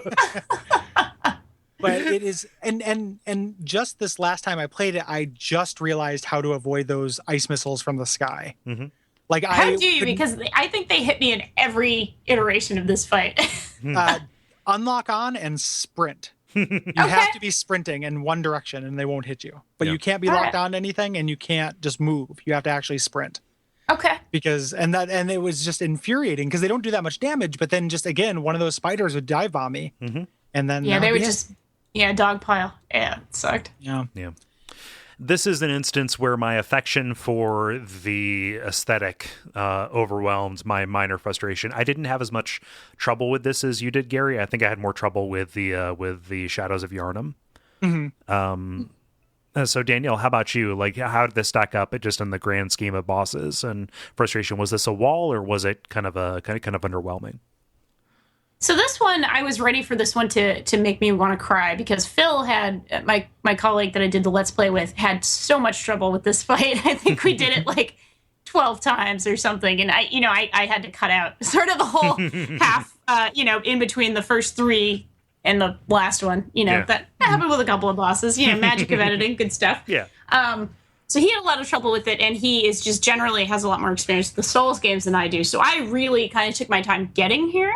I didn't even attempt ROM until, I had done a lot of other side stuff. I had gone through Castle Cainhurst. I had done some other things, and then came back and then kind of knew it was probably going to be a few tries. I think I killed ROM eventually on my 5th try, possibly. But I did have a lot of problems, and not with those spiders, like I said, but with that with the spell. that's what really kind of got me. I just never properly dodged. And apparently I had to sprint. Dodging was just the wrong thing anyway. I really did like the idea of this fight. And there were a few fights in this game that happened to me as well. I mean, Martyr Legarius is another perfect example for me for a fight that I wanted to love, but that one got too frustrating. But Rom kind of hit a pretty good sweet spot, maybe a little closer to the annoyance level than the, absolutely thrilled with it level. But it's a cool idea. I really just wish there was a better way of sort of avoiding some of what's going on there. Yeah, I mean, I love the set piece and the lore stuff. Like, don't get me wrong. Like, I think it's visually striking and cool as hell, and like hits all of my buttons other than my mechanical buttons.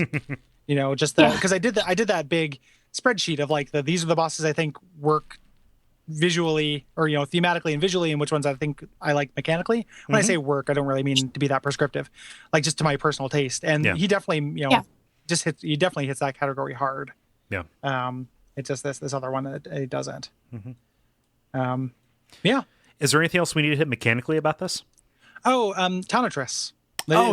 You really want to be using the Tonitrus for this. Yeah. Electricity works great against kin, and this is not only kin, but kith. What is it? This is what all the kin are kin of. Yeah. Oh yes. It's kin.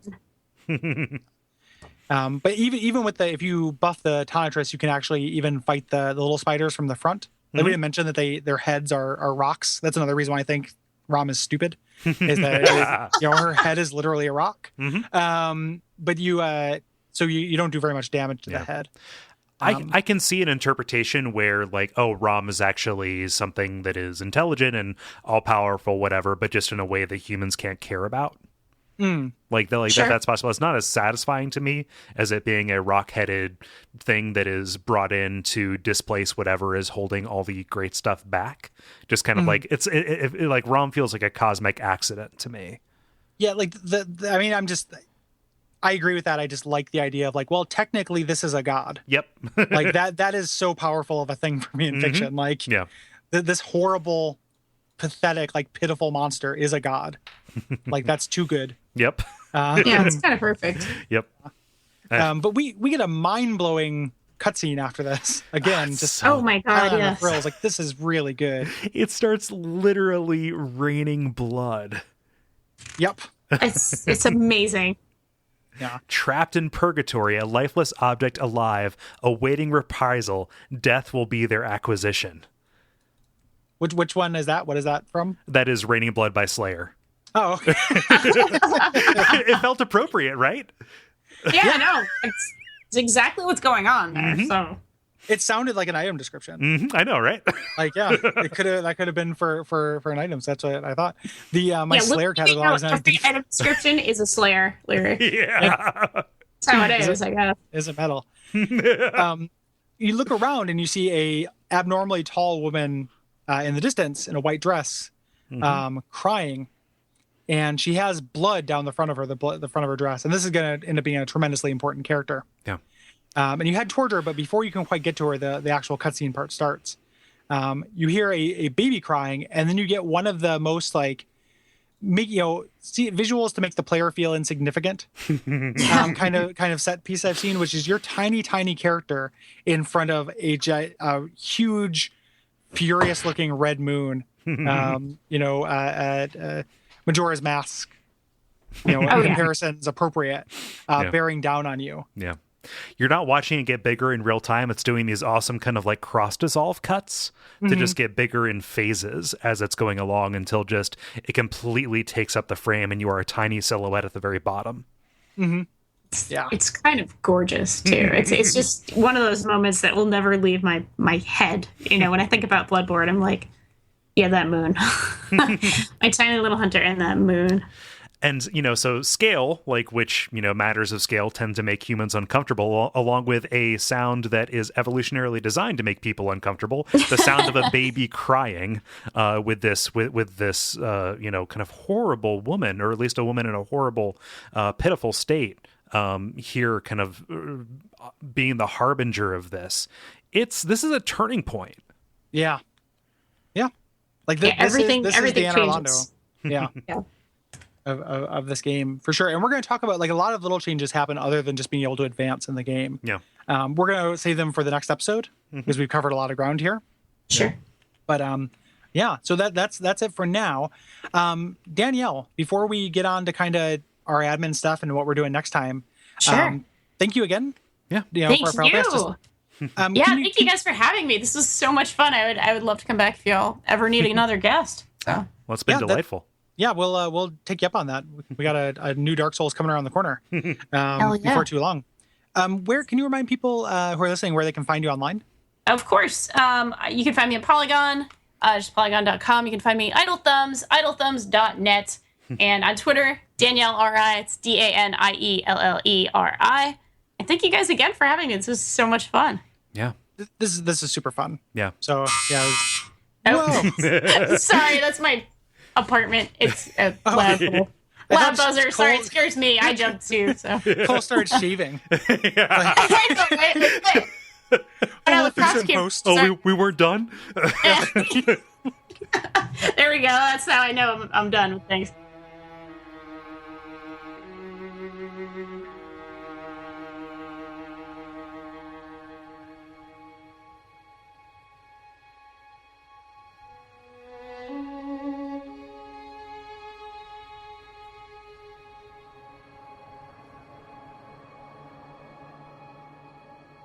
So we're going to continue our admin stuff. Danielle had to leave, but she was very gracious with her time, and we talk about this a lot. Every time we get done with somebody, we end up kind of talking sugar about them for a few minutes because we're very blessed to have super nice people join us on our show, and she is definitely no exception. Yeah. So I was, one of my favorite guests that we've had. Yeah. So, if you liked her performance on here, reach out and say, hey, super enjoyed that. Yeah, and go follow her on stuff. Yes. And everything, because she's great. Yep. And if you didn't catch those in the audio, those will be in the show notes as well at duckfeed.tv/bonfireside chat. Bonfireside chat is our water slide. Yeah, it's a really dangerous water slide. I know, right? But yeah, duckfeed.tv/bonfireside chat/71. Yep. What are you doing next time, Cole? Next time, after getting this massive lore revelation, why don't we talk about a year-old game? Yep, that's right. We're talking about Arkham Origins. I don't know if that came out a year ago. That might have been 2 years ago.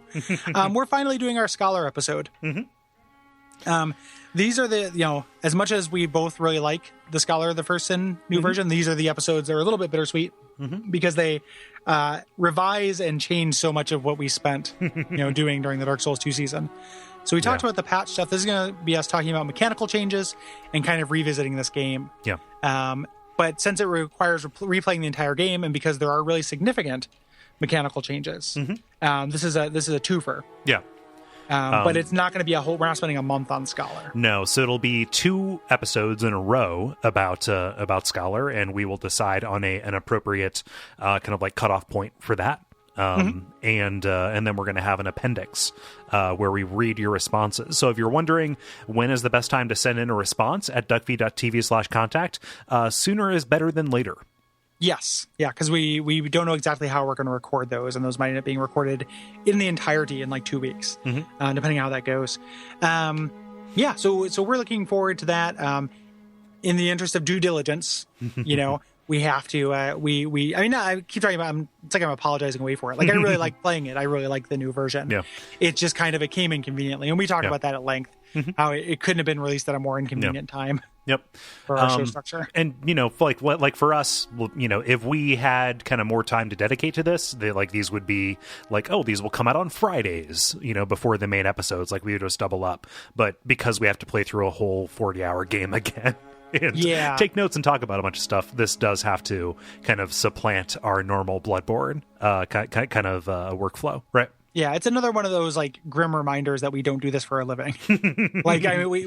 We make a tiny portion of our living off of this. Yeah. And it's self-supportive, which is awesome, but it is not the kind of thing where we can afford to not have jobs and not have other kinds of income, which we would need to do. I think about this like it's a full-time job, and I really, really hope it comes across like we're treating it like one. But Yes. but it very much is. Like I gotta go sling tech jargon on the side in order to make this happen. So maybe someday, we'll be like Adam Carolla in every way, or at least in that one specific way. Yep. But we will return. I believe our next kind of mainline episode is about Canehurst. Yes. Which is going to be a wonderful return to form for people who are into Bloodborne, because as we alluded with Danielle, like that is just an all-star section of this game. And the guests that we have lined up for the last areas of the game are all uniformly great. Yeah. Like specifically some of, there's some episodes that are still kind of up in the air, but two of the guests that we have for two of the areas I'm really excited about. So, and you should be too, if you're listening. Yeah. For these scholar episodes, we probably won't have guests because we'd be asking them to just talk about half the game. Be kind of weird. So that's just going to be Kole and I. Yep. What else is new? Well, Gary, since the last time we recorded, we have committed to and been invited to a speaking engagement. So one of our listeners is an organizer for the Ohio Game Developers Expo, and that takes place in Columbus, I believe from November the 6th through the 8th. That is Columbus, Ohio, at the COSI Center, which, Gary, is the place where I learned my love for science and also for video recording arts, actually. If you're from Illinois, just substitute the Museum of Science and Industry there. So that I had to look up what the COSI Center was in order to figure out why you're so excited about it. Oh, it's super good. Like this is a dream to be asked to do anything at COSI aside from learn about leverage by lifting a car. It's so great. So we're gonna be there in order to talk about kind of the lessons that Dark Souls and From's games in general can teach. I believe is the angle that we're taking on it. Gary, how's this for a panel title? Lessons from Lordran. Oh, that's pretty good. Yeah, that's not bad. It's not going to be a regular episode of the show. Right. So we're not doing a live episode of the show. We're doing a game design focused talk about these games that we know very, very well. Like I won't make any aggrandizing statements as far as, where we are in that stratum, but I think it's fairly, fair to say that we've spent more time than most talking about and dissecting the mechanics of these games. This is an event that's open to the public, though. Yep. Ticket prices are very reasonable. Yep. There's going to be a lot of other cool stuff there. A lot of indie game developers showing their stuff. Other talks that are being held. We'd love it if you came. Yeah. And you should come even if we weren't going to be there, but we are going to be there. So you should come see us talk and come say hi and hang out because we're going to be there. And our panel's like an hour. Yep. So we're going to want to hang out and do stuff. Yeah. In addition to that. Yep. So if you're in the Columbus area or the Midwest in general, we really urge you to get there. And also, I'd like to organize something in the Cincinnati area as well, because that's where Gary's going to be crashing at my place in sunny Oakley, Ohio, along with Dennis and David and anybody else who wants to kind of come along. We're all going to sleep in one bed. Yeah, it's going to be Dennis, David, and Gary are crashing at Kole's house. Yeah. And I'm selfish enough to I'll be over on the queen size. Don't worry. Yeah. You guys are all on my couch. Super awkward. I am one middle spoon. So we're gonna, if you're Columbus, we're gonna hang out and say hi. We're not gonna do like a formal meet up there, but we're down. We're gonna have to eat lunch or something. We'd love to eat lunch with you. And then in Cincinnati, we're gonna have a formal meet up and stuff, and it's gonna be super, super fun. Yep, and we're super honored to have been asked. Like this is a big deal for us, and it's a big deal for the show. And boy, oh boy, do I hope we do not make fools of ourselves. Yeah, it's going to be really, really hard if we just go up there and just start spouting racist nonsense as a reflex without even we can't edit ourselves, Gary. What are we going to do? We should get a couple of talk boys so we can say the things we want to say into our coats and then flash it at them and then put the talk boys up to the microphone. Yeah. And for anybody who is asking if we're going to record this, we're still working that out. If we can, we will. And we will find some way to get it out there. Yep, indeed. Further things, I'm going to go ahead and tackle the third one on this list. Okay. Because the second one is news to me as far as the particulars. Just so you know, it may seem conspicuously absent that we did not start talking about Dark Souls 3 trailers and announcements in this episode. And it's going to continue to seem conspicuously absent. Because we're probably not going to address them unless it's pretty big. Like if they say it's a Wii exclusive, well, shit. Okay, we should probably mention that. But this is, it's it's probably not the best for our, one of the advantages to us being independent when you're talking about not being able to do this for a full-time job is you can make decisions like this in that we have chosen not to be a news source for Dark Souls 3. We're about the experience, right? We're not breaking news. We're not breaking Souls news. That stuff's everywhere. I recommend listening to Twin Humanities probably if you're into that, because I know that they trawl the news sources and talk about it every time something comes up. We are more historical and like encyclopedic.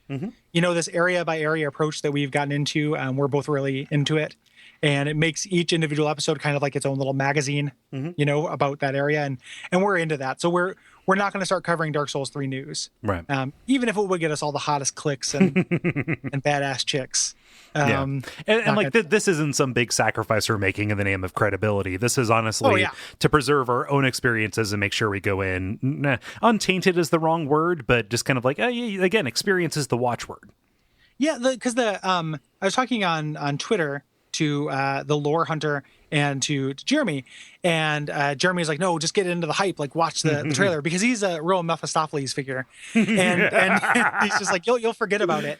And I feel like I had a pretty good counterexample. Like when we started playing Dark Souls 2, every single person who started playing that knew that the Turtle Knights would fall back on you if you tried to backstab them. Like not one person didn't know that going in, and that sucks. Like how cool would that have been? Like you go backstab them and it falls on you. You would have just been like, that's a fucking amazing, I want all of that's to be, because who knows how long this From train is going to keep going. And I've already lost 2 opportunities to go into one of these games fresh. I won't lose any more. Yeah. So I'm staying very radio silent on this stuff. I've had to unfollow a bunch of people. It'll all get better when it comes out, but for now. This makes our relationship with social media and anything that happens in our Facebook group or in the Slack kind of difficult as people kind of share this stuff. But just kind of understand that we will probably not look at it or address it directly, just in the interest of kind of preserving our own take on these things. Yeah, if you want to share cool Dark Souls 3 stuff on Facebook, it's okay. I just say be wary of spoilers. Like make sure you mark it that's going to be as such, and just don't be offended if we don't respond. Like if you guys want to talk to each other about it, that's fine. Yeah. Like that doesn't bother me. Just don't feel hurt if I'm not going along with it. Yeah. Yeah. We have another bit of admin. This is just a huge month for the network, Gary. We were asked by the folks from Kane and Rinse, including Matt Lee, his previous guest on the show, to give our 3-word reviews for Dark Souls 2. I'm not sure what that turned into on the episode. It could totally be just like a mockery of us, but that is coming out in August. So I want to kind of throw cross props to them. If you're not listening to their show or the way they approach games, it's super cool. And I was happy to have been asked what we thought of the game. Yeah, we like those guys. Yeah. And then there's the normal admin stuff. We talked about Patreon, and we patreon.com/Duckfeed.tv. We talked about, I'm trying to come up with an alternative pronunciation similar to Jeremy Parrish's Patreon. So Patreon, I'm thinking, is going to be my alternative pronunciation. I prefer to lean on the O, Oh, Patreon. Patreon, yeah, like Heron. Yeah. Yeah. And speaking of the Patreon, we've been doing it for about, let's say, a year and 4 months now. And in that time, we have kind of learned a couple of things about kind of what we can do to add more value to that. And kind of revamp our approach to the way we structure our tiers and things like that. So around the time that this episode comes out, we're going to have kind of a revamp that offers more tiers and kind of more access to the things that we do. Yes. So we're not taking anything away. We're moving some stuff around, kind of learning not just like what we can do, like Kole said, but also like what people actually respond to and want. Yes. So there's kind of a lot of these that we're going to go to. We're going to have those up on the page so you can check them out in detail, but we'll cover a couple of them now. So like there's one tier, which is relatively low, where you can get like access to our Slack channel. Slack is the hippest, hottest new thing. People probably don't necessarily know what Slack is. You dropped that casually earlier. Why don't you tell all the people what Slack is? Well, Gary, in the startup world, as a tech-forward entrepreneurist, I'm a prosumer and I'm interested in this. No, Slack is, think of it like a replacement for IRC. Right. So this is just a way for groups to get together and chat. And so it'd be cool for us to kind of get our network network organization together around that. But think of a big chat room that you can be invited to if you are a donor. At the $2 or up level, to kind of talk with other fans of the network and of the shows. Yeah, and to people who are on the show. Yep.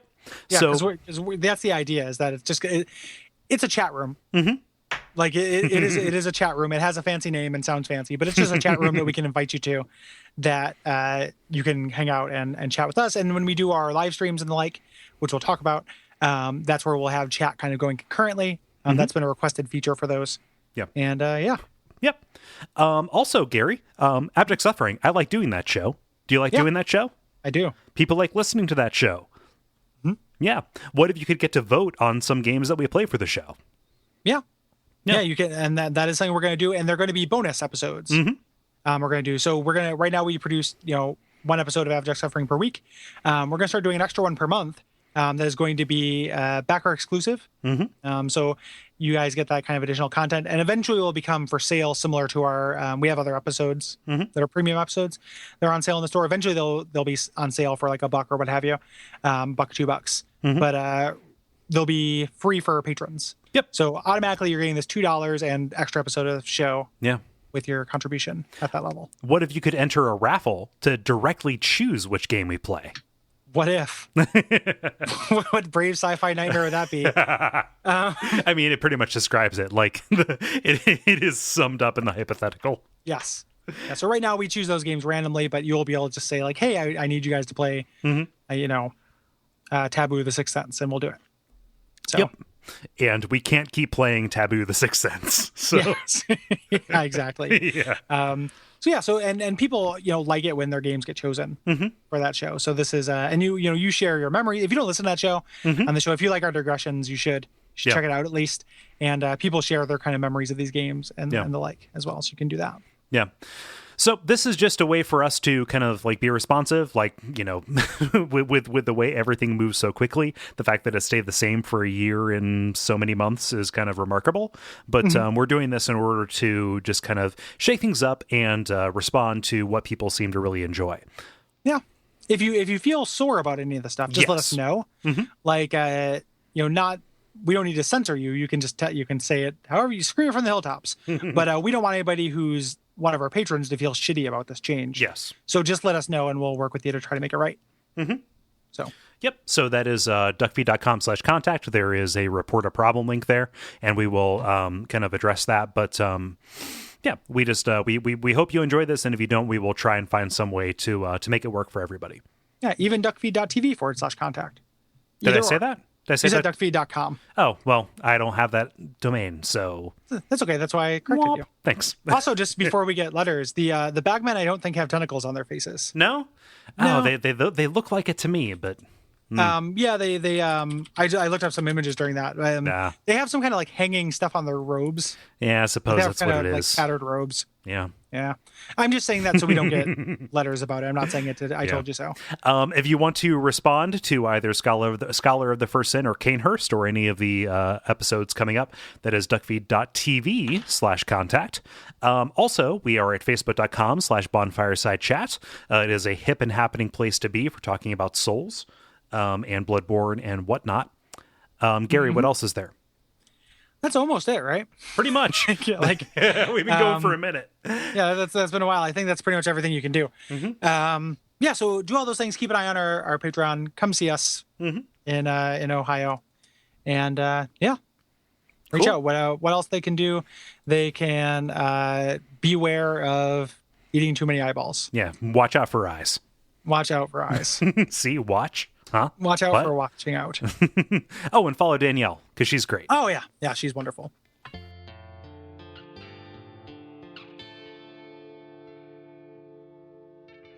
And we all pray that we will have far more soon